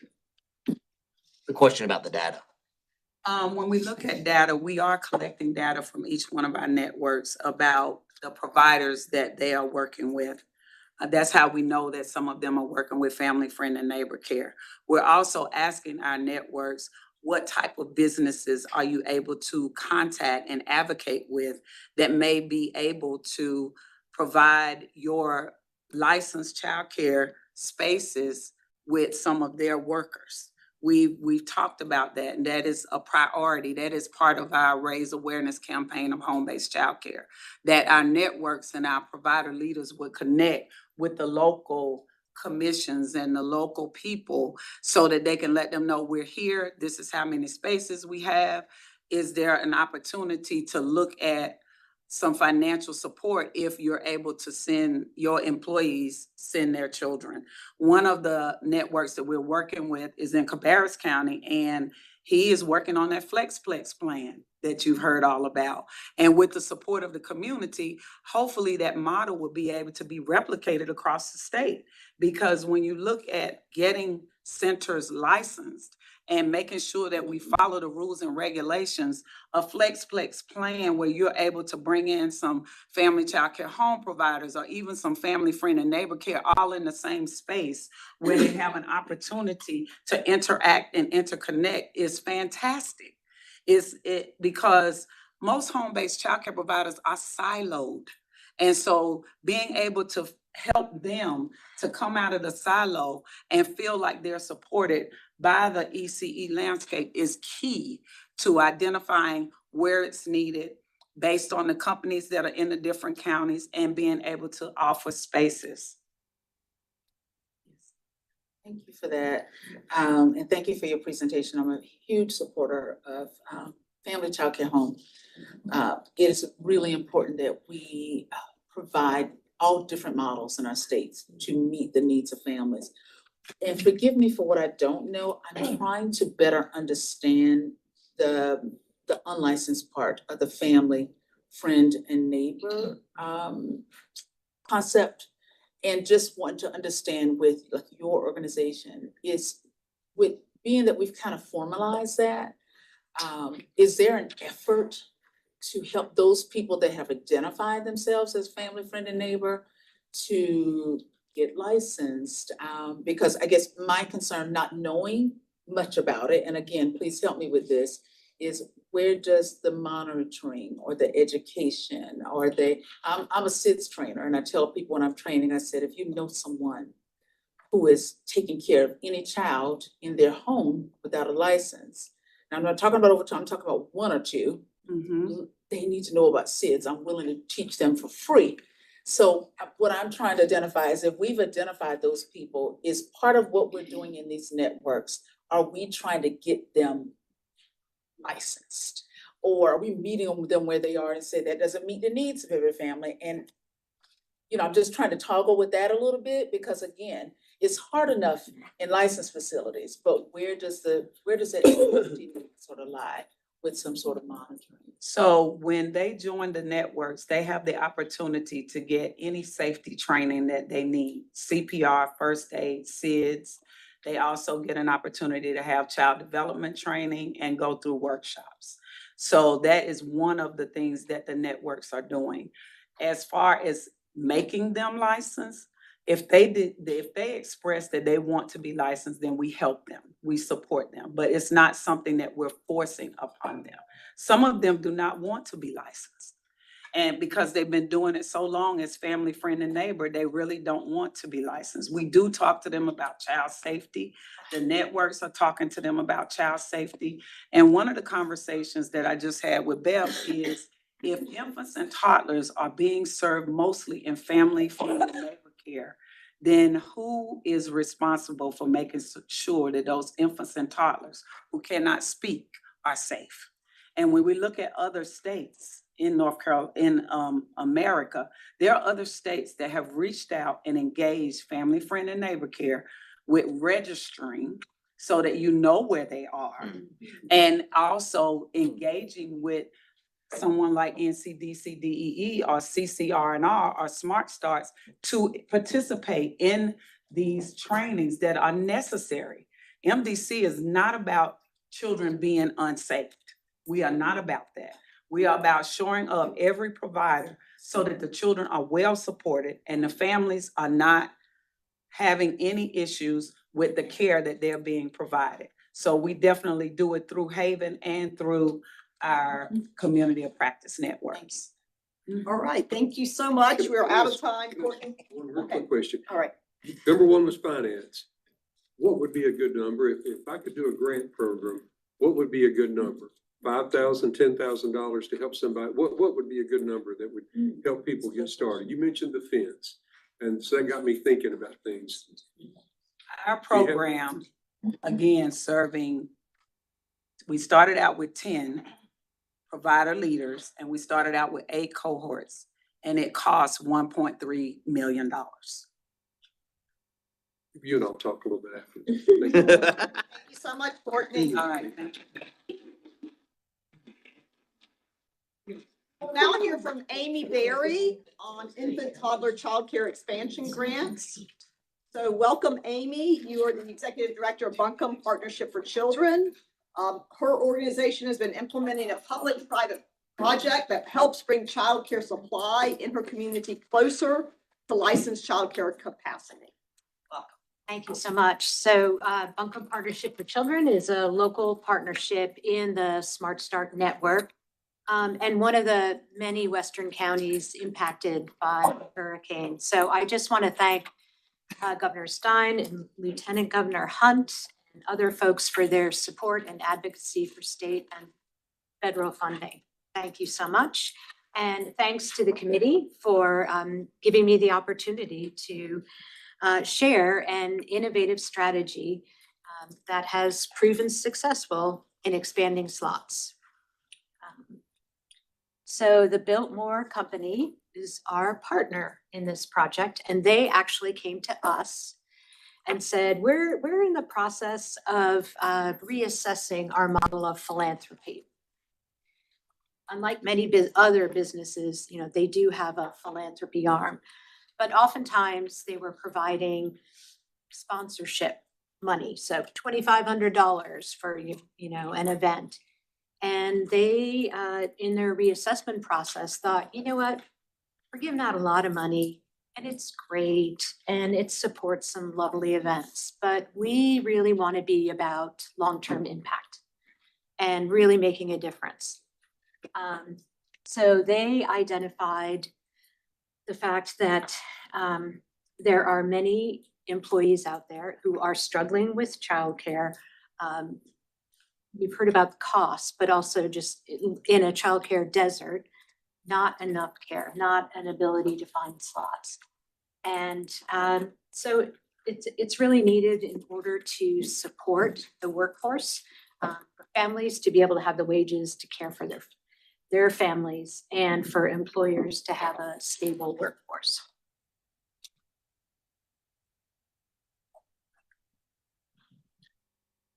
So folks at Biltmore said, okay, we're open. We're ready to try some kind of pilot. What would make a difference in expanding specifically infant and toddler care? So we had an idea. And they said, we will give you $50,000 a year for 3 years. And we certainly appreciated their acknowledgement and allocating funds for administrating the project. Because the project was to give grants to existing childcare centers and family childcare homes who needed some funds in order to be able to expand their slots. So for us, for our staff, not me, our fabulous team, that required coming up with a grant application, supporting folks to complete grant applications, pulling together a team to review applications and a rubric and all that goes into that, and contracts for those grants. So that was their idea, and they said they had come to us having done their homework, which we really appreciated. And at the start of this project, there was only enough childcare for 7% of the infants born in Buncombe County every year. 7%. And I know some of you have young children right now, and you know what that's like to be on the wait list for 2 years when your child is no longer an infant, and cobbling together something that would work for you. So yeah, clearly 7% moving to 8% is not huge, but in 2 years, it's good progress, and we know there's an opportunity for more. Here you see an infant room. Oh, sorry, if you just go back for a second. Not just breaking up slides with photos, but, and I am sure that there is another adult over here. I'm sure because our fund development director took the photo, because I was like, it kind of looks like she's got her hands more than full when you think about ratio. But this is a photo from a great childcare program, Sprouts. And they came to us with an application. And they're based in South Asheville. And the reason I call that out is one of the kind of rubric criteria that folks got, a little extra for is, are they in a particular area within the county where there's even less childcare? So South Asheville doesn't have much care, and it's a rapidly growing area of the county. So we were delighted that they applied. And you could see their grant was 20,000. So 20,000 of 50,000, that's a chunk of change. But they're in a position to expand by 34 slots, kind of unheard of. And it's because they had classroom space, but it was not upfitted. So they were in a building that had enough space in terms of meeting the requirements, but they needed to buy those expensive things like cribs and changing tables and all that goes into caring for infants. And they were able to bring on new staff, and that I know is not easy. That's another whole discussion, because oftentimes we can't open slots because there aren't teachers, and there aren't teachers because they aren't paid enough, that cycle. But she was able to bring on staff to support those classrooms and buy what she needed to and expand by 34 slots. So we're really happy to support that program with the grant. And the next slide shows a sweet photo and, reminding us all, not that you really need reminding, but why we're here. And clearly an engaged and happy teacher who works at a center called Evolve. And this program opened 5 years ago in the midst of the pandemic. And she was committed to doing what it took to open and was able to do that, but just with 2 classrooms. So a very small center. But she launched really with a vision to expand when she was financially capable of doing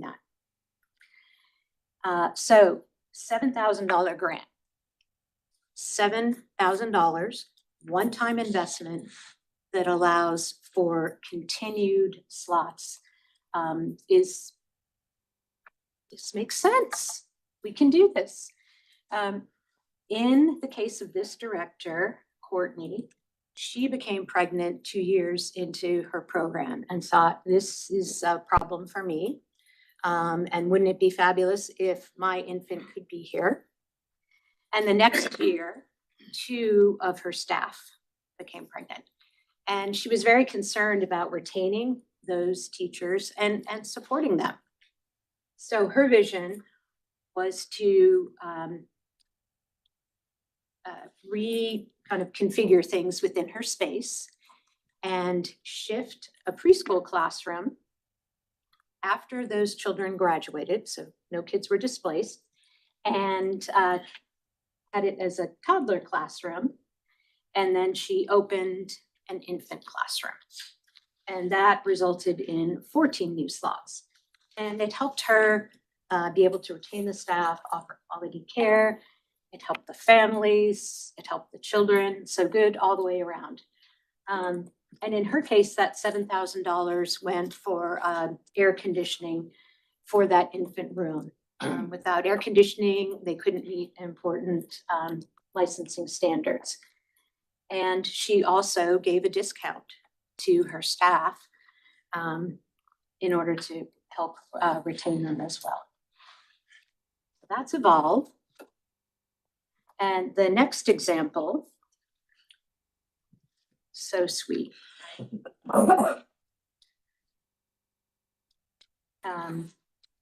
You can go ahead with that. So a third grantee in the first year is this East Asheville Academy. a little bit more money and not as many slots, but still, when you have such a low number of infant toddler slots, significant. And they needed funding, again, one-time funding, for some renovations that would help them meet fire codes if they were to expand into a new classroom that didn't meet those codes. And unfortunately, the inspector came out, inspected, said, work's going great. I'm gonna approve this and this, but you gotta do this.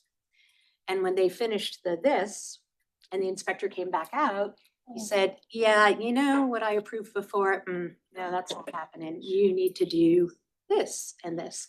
So I say this not to bash the inspector. I mean, it's critical and important work, obviously, to have safety. But it resulted in a delay. And it just kind of highlights how rigorous the standards are and important, but not easy always to meet without some additional funding.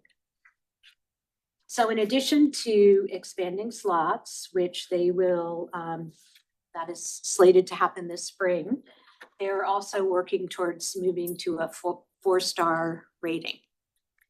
The grant process that we put out was 4 and 5-star rated, higher quality, and lower quality rated programs that were interested in improving their star rating. And we knew that was a risk. We might invest funds and they might not get there. But they are slated to move to a 4-star. And they use their funds to complete that work for fire code and put a little bit towards increasing teacher pay. Significantly, if they didn't have this funding and they didn't address those things, they were really at risk for closure. So losing the slots for all the children who were there.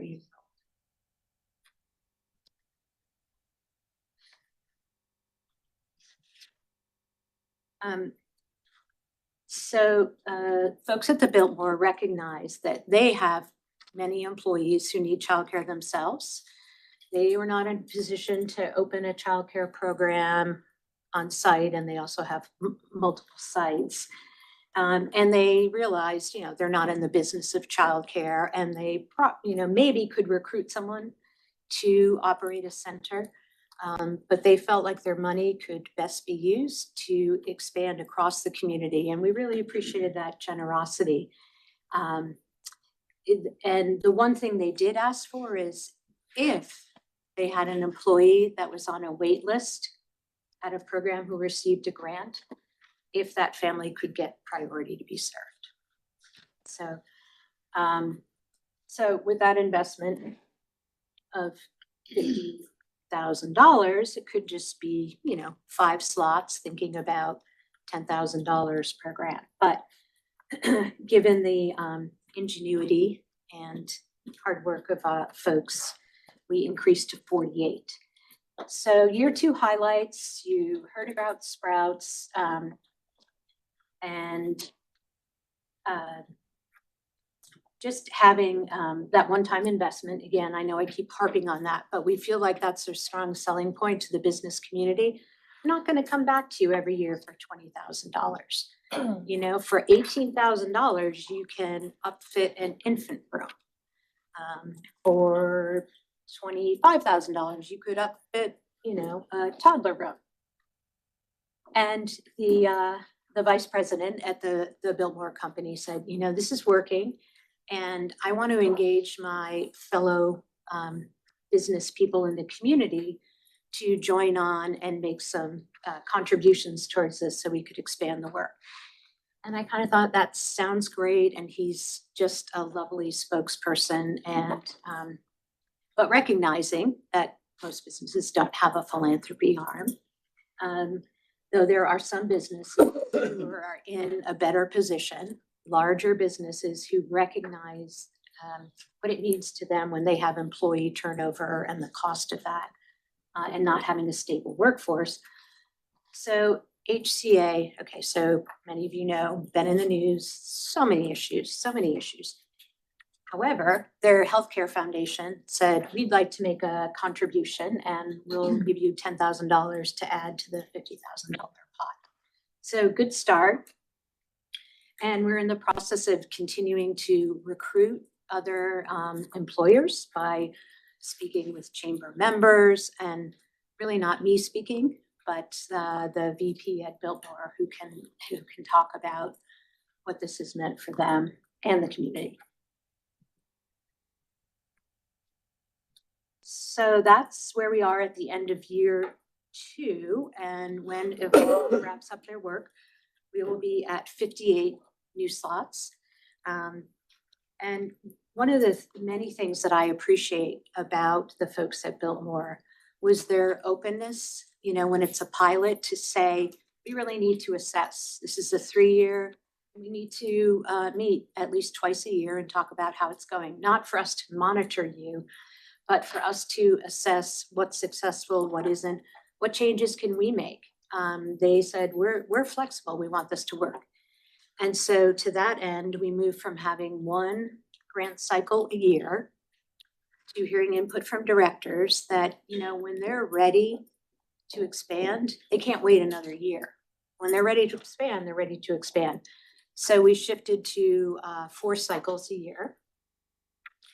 And recognizing that after an initial pretty big expansion throughout the community, there were going to be fewer programs that are in a position to expand.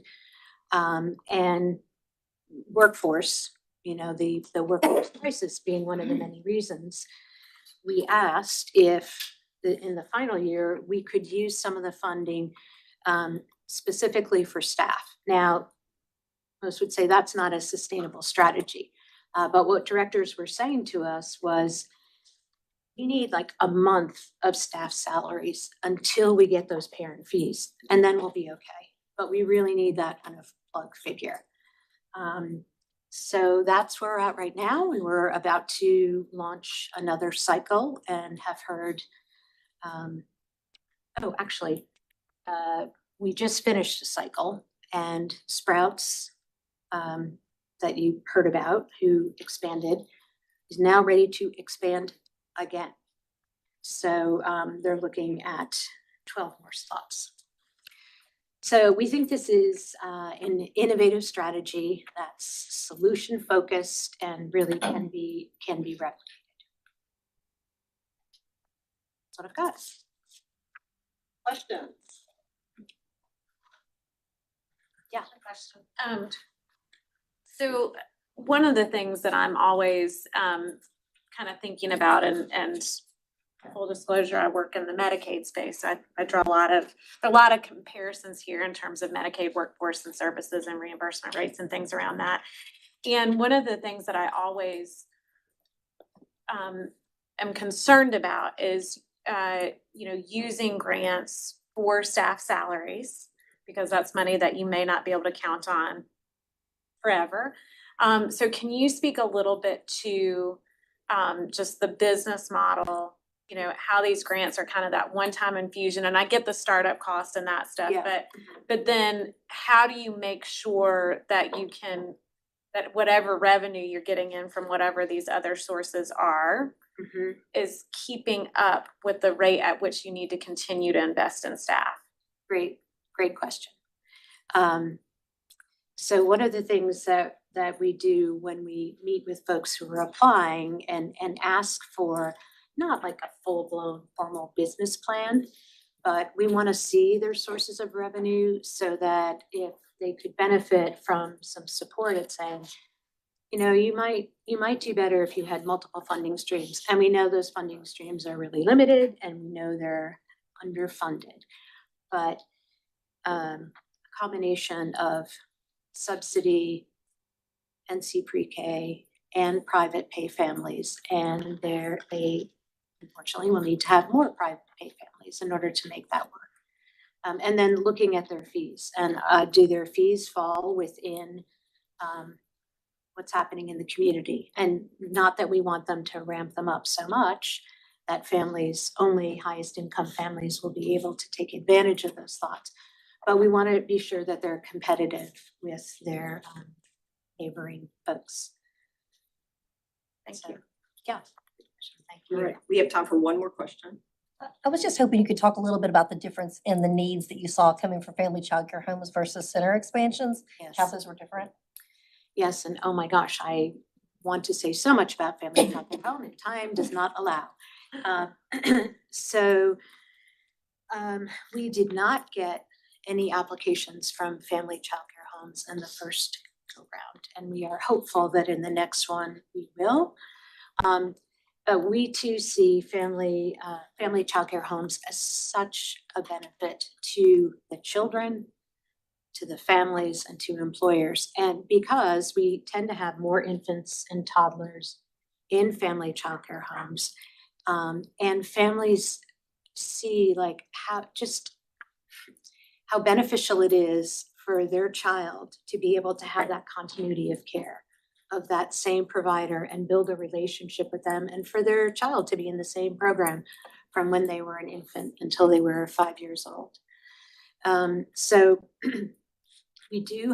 we've gone from 33 family childcare homes in Buncombe County 25 years ago to 7 today.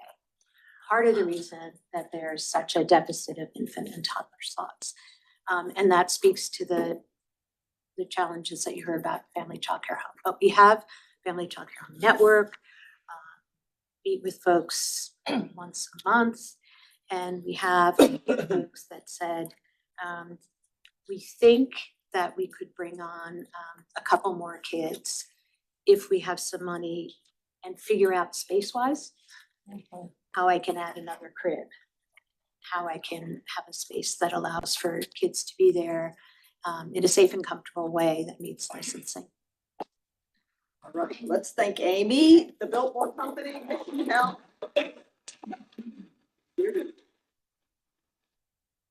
Right, let's cut our break to 5 minutes, if that's okay with everybody, so we stay on time. So we're having a 5-minute break. During this time, please add any sticky notes to these topics on the white pieces of paper.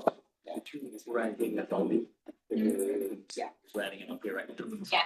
if it's whatever topic it's related to. Are you transcribing? Are you retranscribing? No, I'm Sorry, but I just. I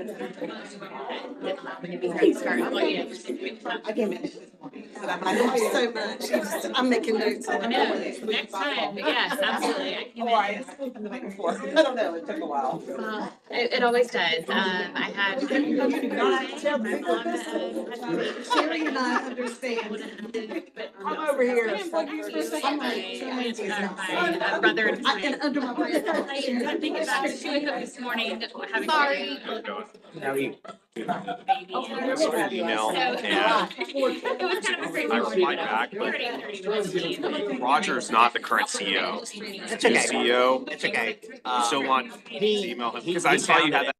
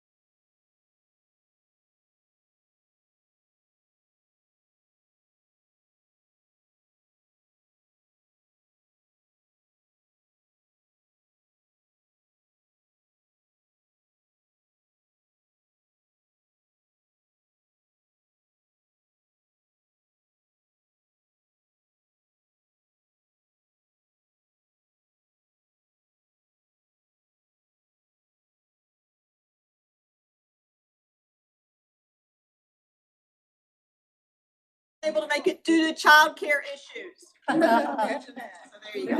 So Deborah, with the chamber is going to moderate. We still have Sandy Weberly and Kate Goodwin. They're both excellent people from Charlotte and Durham respectively. And thank you for being here. We are thrilled to get started. This is going to be on lessons learned and creating new child care supply in North Carolina. Thank you, Lieutenant Governor, Senator Bergen, and members of Governor Stein's Task Force on Child Care and Early Education. I'm so delighted to be here. I'm so grateful to see you here today, as you're going to be bringing your expertise and your voice to this issue. Now, Candace, you stole my thunder, but that's okay, because it gets us right into our conversation. Candace outlined a lot of stats that we have learned through the years from the NC Chamber Foundation. But one thing I also want to point out is that the lack of childcare in North Carolina, I like to roll up, is a $6 billion, almost a $6 billion hit to the economy every year. And so what we're going to do here today, we're going to talk to two people in this field I know personally. They are true business leaders in this field. They have big hearts in this field, and they know how to make things work in this field. So while you look at them on the external, they may look different externally, but internally, they are the same people. And these are my friends. So I'm telling you right now, Candace, you need to put a timer on us. Because I can talk to these guys individually and it goes on and on and on and on and on. So I got both of them here today. And I want to introduce you to Sandy Weathersby with Providence Preparatory School. Sandy, you are the owner operator, correct? Correct. And he's grooming his daughter to take over when he steps out. And he's been doing a lot of work up here in Raleigh around childcare. And then Kate Goodwin, owner of Kate's Corner. You are doing it in every way possible. And we're so delighted to have you here too. Thank you. A lot has been said here today, so let's start out and you guys can tell me what has resonated with you the most based on what you've heard here today. Want me to go first? Go first.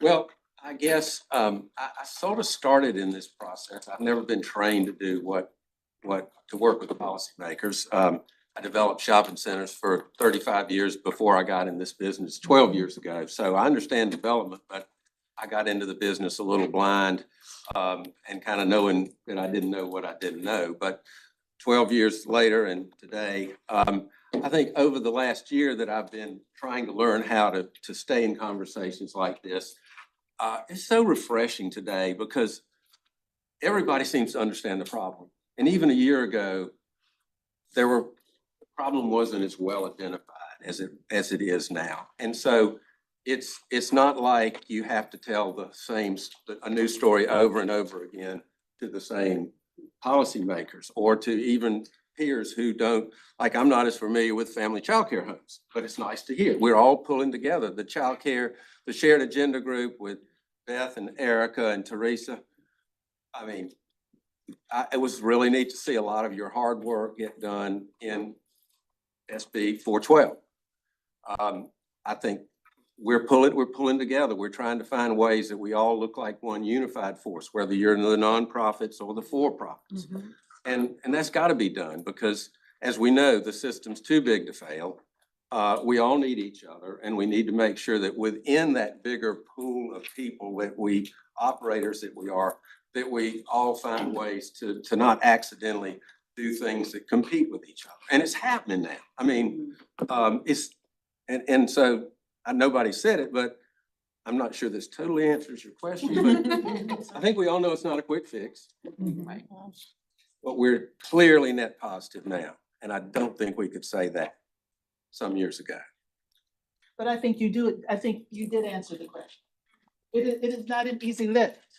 And we're here today to talk about that, right? And we were not talking about this last year. I think the same thing, the awareness is amazing to me.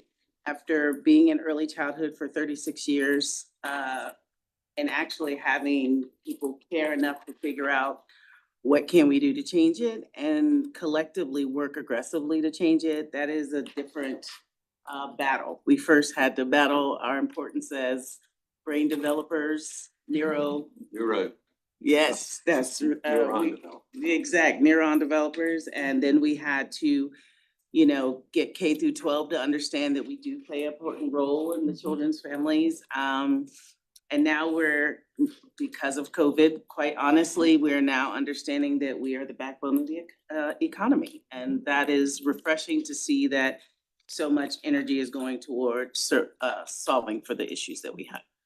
And you guys truly are the brain builders. You know, I had written something out to say this, and I don't want to forget this. You guys are the frontline workers when it comes to early childhood education. And that is the reality. And I'm Yeah. learning that because I'm a grandmother with an almost 4-year-old, and I'm tired. He was here with me for a week. And I'm tired. So, but anyway, and we want to talk about the business of childcare because that's one of the reasons why the chamber is involved. We're looking at this from a business perspective.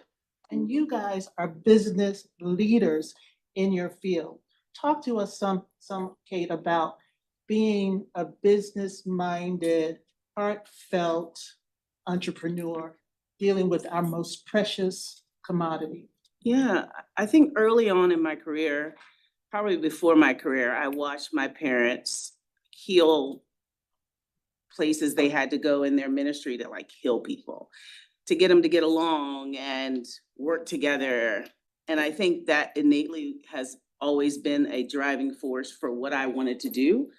But I think that when I started at my career in the YMCA, one thing the YMCA does a lot of is training. I don't know if any of you have been in the YMCA, but a lot of it is training. And one of my mentors told me that I'm going to set you apart because you don't need to just learn how to take care of children. You need to learn how to take care of the business that takes care of children. And so he pulled me from being a standing alone entity in the community and helped me to understand how to branch out and bring people to our center to help with free programming or whatever that might be. But I became an understanding that my voice in the community had to be heard in a different way. So I began to learn the business of childcare, and it was I had to painfully live through my career working for someone else who believed that managing labor was my only job, my first job and my last job.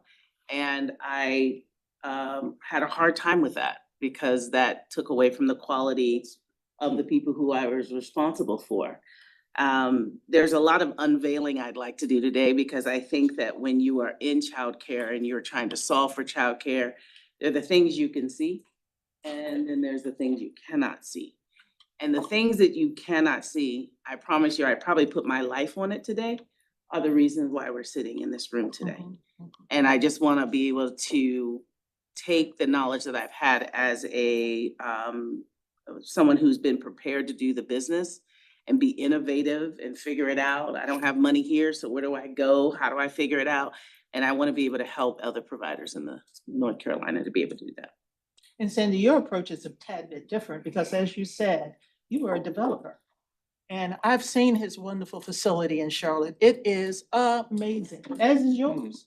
But Sandy, you got into this differently, coming from a business perspective, still understanding the business of childcare. Talk to us about that as well and where you see this going when you think about childcare in its totality and how we can sustain what's there now with childcare providers and getting them more business focused as well. Yeah. Well, I think, you asked about 5 questions. I know about I one did. question. Oh, yeah. So my best answer right now is that when I got in the business I've been in it about a year, and I was learning more about what I didn't know. And we had 3 or 4 teachers out of our first building, about 30 some teachers leave, and I panicked. I'd never seen anything like that happen. I didn't know what was happening. And it caused me to sort of look at the business model that I was there in and owned and was kind of going, good gosh, gotta quit this. This understaffing stuff's gotta go away. And when I looked at it, I thought, this is really simple in a way. Because every problem we had, every problem we had in the business was caused by understaffing. Morale, overtime, parent anger, pressure on staff. Everything was because of being understaffed. And I thought, well, my goal in this business is I'm gonna find a way that we can get understaffed. We can never be understaffed. And we have never been able, I have failed miserably at it. But I know I have a lot of company. So I look at, if I were to expand the building, and I'm not personally getting ready to go out and borrow more money to expand, but I would love to help others figure out ways to do it. It is not a simple problem. Knowing how to take care of children doesn't mean you understand how to go build a new facility. It's another science, it's another stressor, and you need help. So that's what I know about it now. That sort of answered the question. It sort of answers the question, and Courtney was kind of hinted or got to it on that registry that you spoke of. And as we're talking about family child care homes and friends, family, and neighbors, while they're offering this service, who teach the teachers so that they can be better business leaders? And so I think that's really critical when we take a look at this infrastructure that we're wanting to undergird and fix and build on. Kate, you're doing some very innovative things in your facility. What Kate is doing, she is allowing for her people who have children to come and bring their children to daycare so that they can stay in place. Talk to us about some of the other things that you are doing that if other people had the opportunity, it could work for them as well. Yeah, so the center, let me go back and say the history of Go why. back, girl. So I opened Kate's Corner because of the situation I found myself in one of the leading providers in the US. I was a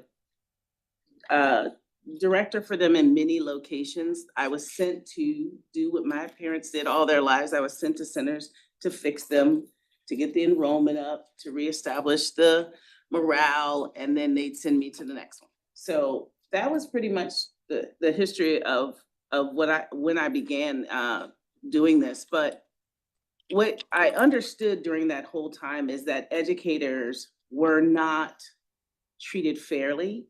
They were not considered an essential part of the business. They were like, you don't want to do the work, we'll get somebody else and you can keep it stepping. And that's when I knew that I wanted to build a place to replicate what I would have wanted to have happen to me when I was a 2-year-old teacher. And then a place in which, let's just try this and figure out maybe if this power dynamic structure can change, that it would change the outcomes overall. So what we did is the director is a leader in the way of support. Her role is to do her job in the way of making sure our licensing is in space. But she has 4 other leaders that work with her, which is taking the empowerment model and giving educators a voice. Some of these educators have their master's degree in early childhood education, y'all. Master's degree. And no one ever asked that wonderful mind sitting in a room, jack diddly squat, about how the day should go, which is insane to me. So I took the power that I have is all around us. So we restructured how the inner workings of childcare works. You usually have a director, assistant director, and then your employees. Well, I have my frontline people, and then I have supports that are in that way. The shifting of that took 2 years for people to believe that I truly, honestly wanted to know what they wanted to hear, what they wanted to say. Because trust is broken. The morale is broken because there's an identity crisis that we weren't important in the first place. So now we're in these jobs and we want people to see that we come every day, we give our hearts. So I had to change that around. As soon as I changed that around and input from all of my educators, changed the dynamic of how the happiness that they felt of being a part of that. So I pay them. No one in my building makes under $18 an hour. We go up to 25, and hopefully we'll be able to progress and pay more. I pay 100% of their insurance. That is a choice. It is through Blue Cross Blue Shield, North Carolina, and I pay it from proceeds. I give them a 4-day work week. That was my director's idea. It doesn't all come from me. It was a great idea. They work 4 days a week and they have a day off during the week to be able to run and do things that they need to do. I provide them with mental health support, which here it may not be a big deal for many people, but a lot of our educators have gone through their own trauma both in their own families and then in an educational environment themselves. So we do mental health, which I had to go find a partner to help me do that, but we do that on Tuesdays and Thursday mornings. I give them 1 week during the holidays. It's the most ridiculous thing that we do in early childhood is we open and then there's 4 children there and your staff is there. You know what I mean? Like I have my parents sign a contract that week they are giving, and then I give them a week during the year that they don't have to pay tuition, but that week belong to my educators. And then we do a whole lot of professional development. And it is career pathing. One where everybody in my center, and I have a 98% retention rate for my educators, and I'm not looking for educators. I have no spaces for educators now because we do the right thing by people. But 98% retention. And the only reason why that 2% didn't work is because they made a choice. That every time you're in a healing space, you may not be ready to be healed, so it may not be the space for you to be in, and I'm okay with that. But we empower them in that way and provide these benefits. And yes, they get free childcare if they work for me. Because, if I'm gonna have you work, I'm not gonna ask you to give you half my check back. It doesn't work. And so people say, well, how do you make it? And I'm gonna tell you right now, sitting here, there's no magic. It is a profitable business. I am almost 100% full and it's profitable. So that makes you also ask hopefully further questions so I can explain how it is. Go ahead. Any questions at this point? Come on. How is it profitable, Ms. Godwin? Oh, it's a sincere All right. question. Yeah, absolutely.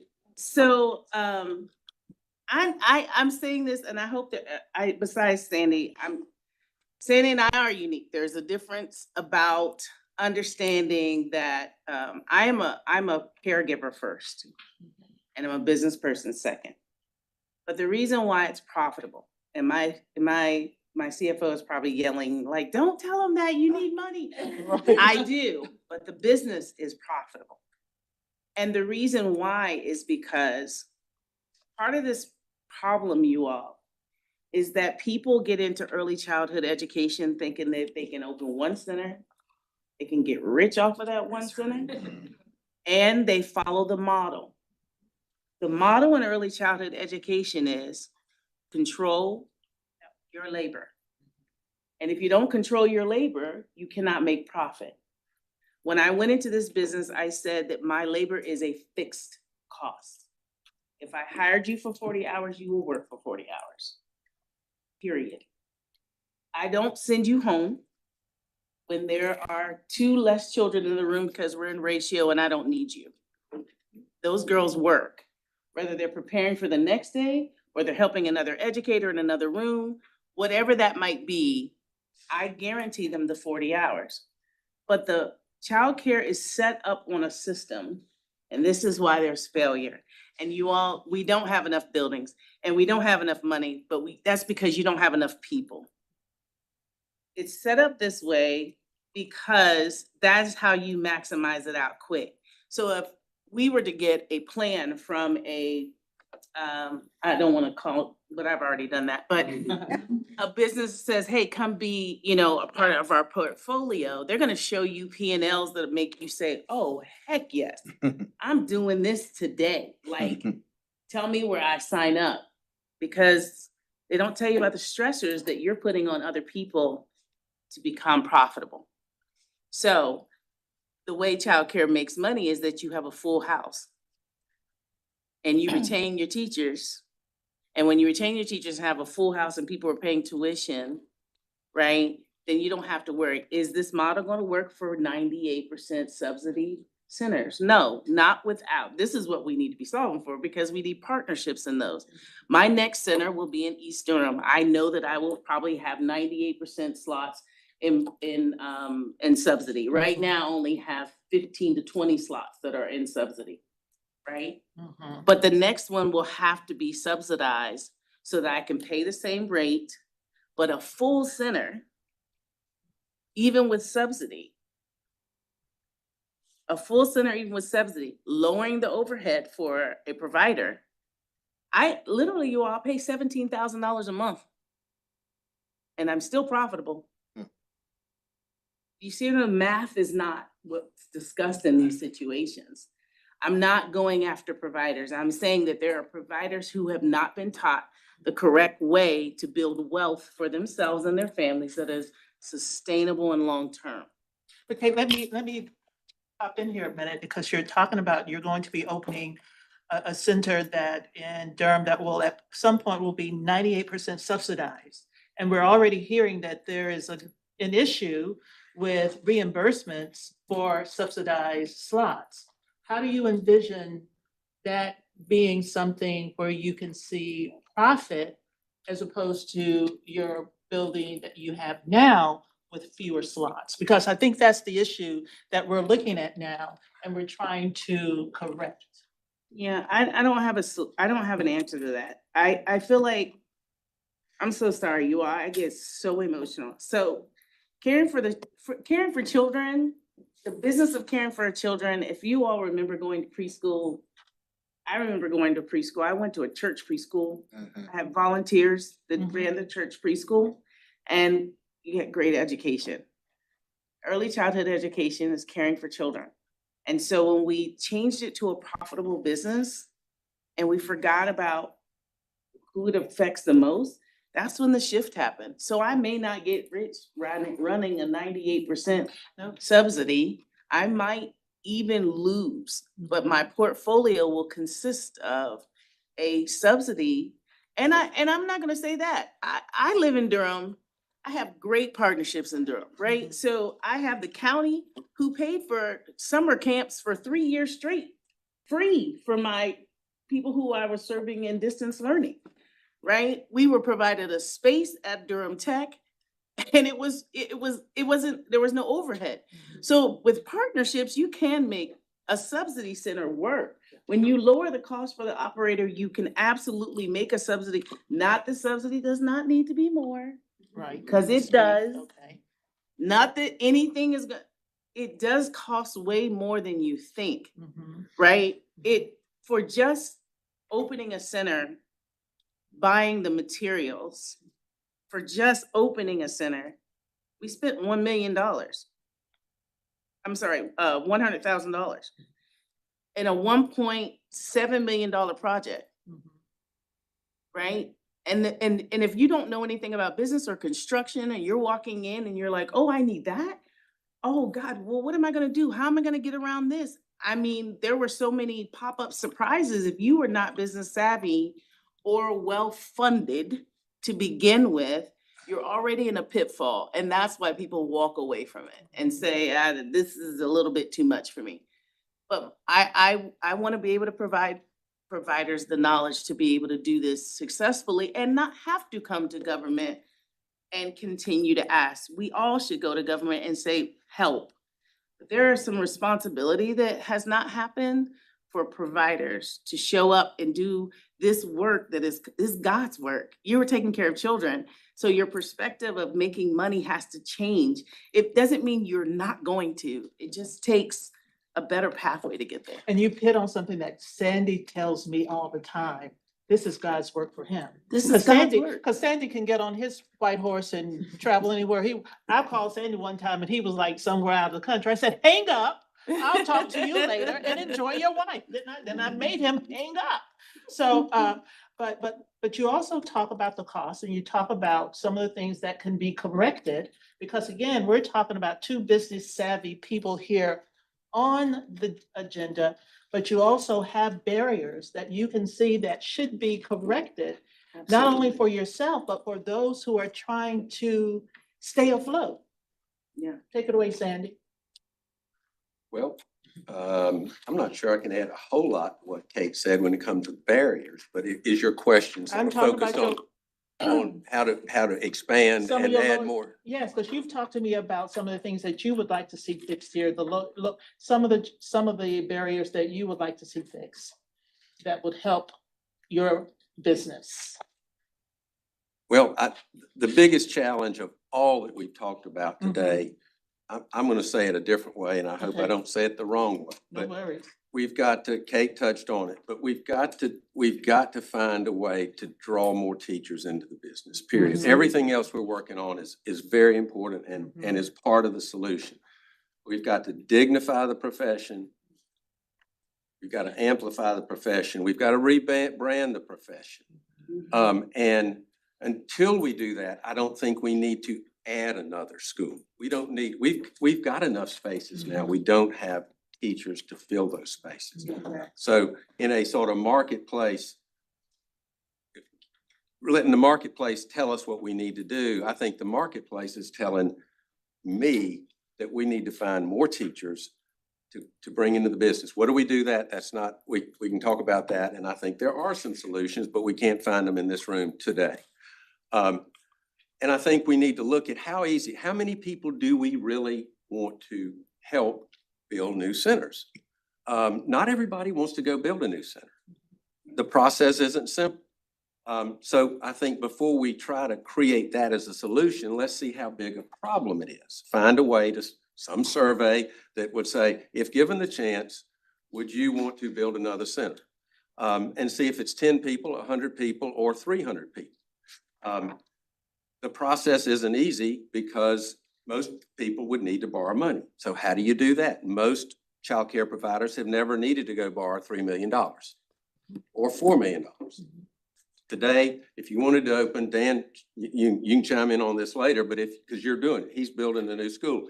If you wanted to go build a new 10,000-foot school, forget the land cost, but including site work, soft cost, FF&E, playground material, everything else, you're talking $3 to $4 million, excluding the land, which can be another $1 million or more in almost any state, any part of major metropolitan markets. That's a big number. That scares most everybody. Yeah. I mean, so there are ways to do it, but how can it be done? People need to learn that. And so we need to teach that process and find a way to teach it. I keep going. I'll give you one more minute. Keep going. Does anyone have a question or any comment based on what Sandy just said? Dan, do you want to chime in here? Well, I would just back what he said. We're building a 10,500 square foot school in Pittsburgh, and the land's 1.1 million, and the building's gonna be about 4.2, so 5.5 altogether. And going the SBA route, I got to come up with $550,000. It's definitely expensive to build something. So Dan, and you guys chime in on this as well, because what we do know, work. Is that 5 minutes? 5. Okay, good. 15. But the workforce is an issue. So when you build your new building, where will the labor come from? And That's a good question. So kind of like Field of Dreams. I was thinking the same thing. So we have 2 schools, 2 in Hillsborough and 2 in Cary. So, it's gonna be about a year and a half to build. And probably 4 or 5 months before, I'll start staffing up at those locations and training. So the day we open, we'll be able to move like 8 to 10 teachers, hopefully to the new location. When we won't open up full, we'll open up probably half the classes, and I like to stagger the classes as we open, not all at once for chaos. Rhonda. Great conversation, and I'm trying to figure out where Miss Kate has been all my life and why I've never met her before. Absolutely. But I just wanted to say that, and Dan, you're absolutely right. Our businesses are $6 to $11 million is scary. I have no intention of building or doing it, and that was before this economy that we're in now. So to be more to have that type of real estate, that's a little scary. When I feel like there are other ways to do that as well. So my concern is because I'm fortunate that I'm in partnership with people who come with a very strong business background, like a Sandy. I'm the educator with more small business background, right? So we work very well together. So some of the things that I've been thinking about is how do we, first of all, scale, and one of my friends in the back who is becoming a friend is just kind of sharing with some ideas. How do we scale businesses who are getting it right? Like a Miss Kate's business, and find affordable ways and partnerships and companies and grants that can help them add spaces where there's land, build and expand on those. Because if we can keep the costs down, we can pay teachers more that can help with retention and recruitment, right? So it's about keeping the costs down. But in addition to that, I'm also concerned as someone who's passionate about people. There are a lot of good, passionate, really good small business owners that don't know business, right? That are losing their schools, not because they aren't doing a wonderful job taking care of children, but identifying some sort of way we can partner people that say, hey, they're saying, I want to throw in the towel. I can't do this anymore. Is there another business owner here that say, hey, maybe I can help save your school so these 150 families don't have to go look for other schools, and I can figure out a way to make you a partner, a managing partner some way, so they can still have their pride and that sort of thing, and manage that. Because what I'm concerned about is the businesses that are closing down as well, for those people that are amazing caregivers that don't know the business side. And some people can say, well, let's teach them the business. Yes, but for some people, they're so ingrained in running the school, they still don't have that desire for the business. So I think there are ways for us to talk later with this task force and identify ways. We can also figure out how to support people who are losing their business so we can save them before the doors close, right? Because that's a whole nother. So, and I know there are other smart business people like Dan and myself who's like, well, that's a great opportunity for us. But maybe there's a way we can also create a win-win. Maybe they don't have to lose. And all those families have to look someplace else before Dan and myself come in and say, oh, you're closed now? We'll buy your school. Does that make sense? Okay, so I just want to share that. And Rhonda, you're on the task force, so it seems to It's me just keeping you're it, in the figure out how to right keep place the to costs be. down, Absolutely. right? Go on. I just wanted to say with a great idea to be able to train my next group will be trained within my center, which is necessary before we open. But it's almost like, because if not, we're taking them from somewhere else, right? Every time I hire somebody, I'm taking them from somewhere else. That's true. So it's the cover above your head or on your feet. You got to figure that out. But I've been working with the community colleges because those are our source for new educators and existing educators. And if we work closely with the community colleges, we're a place where they come and do their teacher practicum, which is not required by the state right now, just so everybody knows. First state I've ever been in that you don't have to necessarily do a teaching practicum. So they come and do teaching practicum at Kate's Corner. I think that Kate's Corner was devised because it is a lab school. I wanted to see what really does work and not be in the framework of old mindset. And let's see if I can just do it. And I've done it for 2 years.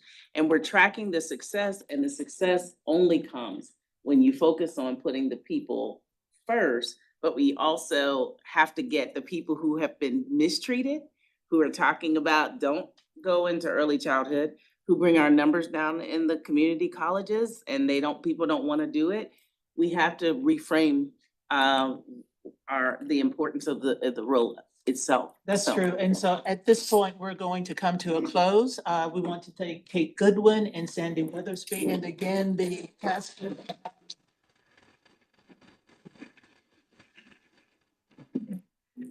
Thank you all so much. We are now on our final time of reflections and recommendations.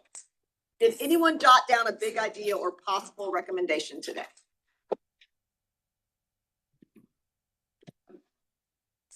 Okay, please leave more Post-its and note cards with us. Put Post-its on the, the things on the wall, the pieces of paper.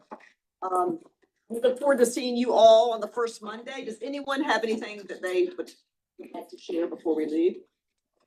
All right, we're gonna get out early, which I I'll love. say something. And yes. This hangs in my office. I've had this in my office since the first day I went up there. And I called this, but there were a group of us talking about big ideas. We need to come up with big ideas. So I found this, and the reason I brought it, Christy brought it up. Christy, raise your hand. Everybody knows Christy Darling works in my office. But when we come up with a big idea, I'm gonna have this at every meeting. Look at this. So what I want us to do is light this thing up a lot. So I think that this group, I was asked by the press outside what I hoped would come out of this. And I said some big ideas. So I'm counting on everybody in here. I know the Lieutenant Governor is. Yes. So who's somebody needs to start working on turning it on. Senator Choudhury. All right, this is. Is it? It's not a big idea. Look, somebody make a picture of this. Yes, thank you. Well, I only put one Post-it note as a guiding principle, and not to put you, and Senator Heiss is not here on the spot, but I mean, I do think, as you have shared with folks, there's concerns about funding. And so I guess one thing to kind of force the issue, I mean, big ideas sometimes require money, Senator Bergen, but what I had put on my Post-it note is, what are some of the things we can do that probably don't require a lot of money? I mean, you tell me, or at least figure out a revenue source versus maybe a long-term thinking about things that where we would have the money. But I think, I mean, Senator Chitlick is back here also, when we have been racking our brains to figure out solutions when we just don't require a lot of money. Yes, we can hear from people, anyone in the room. Yes, you got your hand Okay, up. I didn't say this because, it wasn't a question, I was calling protocol. So I've been thinking myself, because you asked the question, Senator Bergen, and a lot of them like, how do we get Kate's Corners all over the place? Well, I can't do that, right, by myself. But what I can do is be the provider that does a pilot program to help other providers understand the cost of starting a childcare center or saving their childcare center. I'm very interested in being able to also focus in on what I have started as the empowerment model. We've been working with Blue Cross Blue Shield for a very long time. I'm working with PBS North Carolina, have 300 people across the state who are providers who are giving feedback constantly and saying what they need in order for their jobs to work well for them. So I would love to be able to talk to the task force about a model that we can put and test and make sure and have measurables within maybe 3 years. But in order for me to get the, what I do to the state, I think it's gonna be more of me going to help others than trying to, fast build Kate's Corners all over the place. So that is my bright idea, and I know it doesn't come without a $1, but that's the idea. Thank you. All right, Ms. Alexander, Courtney Alexander. My big idea is that we work with the existing providers to identify the problems that they face and help them, support them in overcoming those problems. Whether that looks like they become part of a chamber and they learn business practices, or whether it looks like they need a marketing plan and they tap into another agency that's able to provide that service.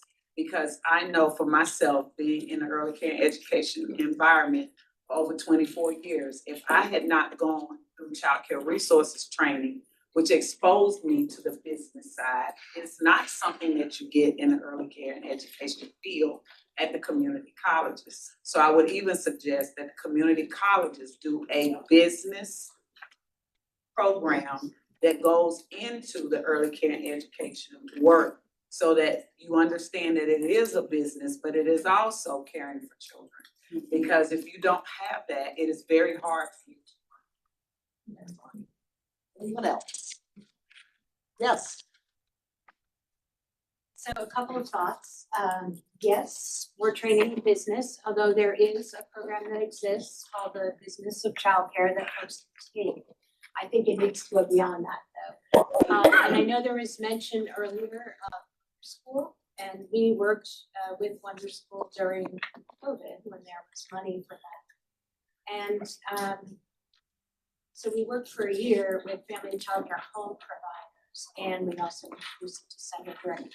Feedback was, this is really a great tool for brand new startup programs, because the tools were great, but they were things that childcare providers already had: a billing system, a website, enrollment tracking. But for those who are brand new, it provides business education and these incredible resources of, here's a template for a website, we'll help you launch that. So I think for startup, your school is great. For folks who are already in the business, it's not really the tool. And lastly, talking about the costs of building a childcare center. Yes, the price tag is high. And in Buncombe, we have 2 5-star programs that were built using mobile units, and you have the vision, and it's not pretty, but these actually are pretty. So the cost is $1 million, and let's see, 8 classrooms. So there's also an economies of scale that, really small centers don't do that well.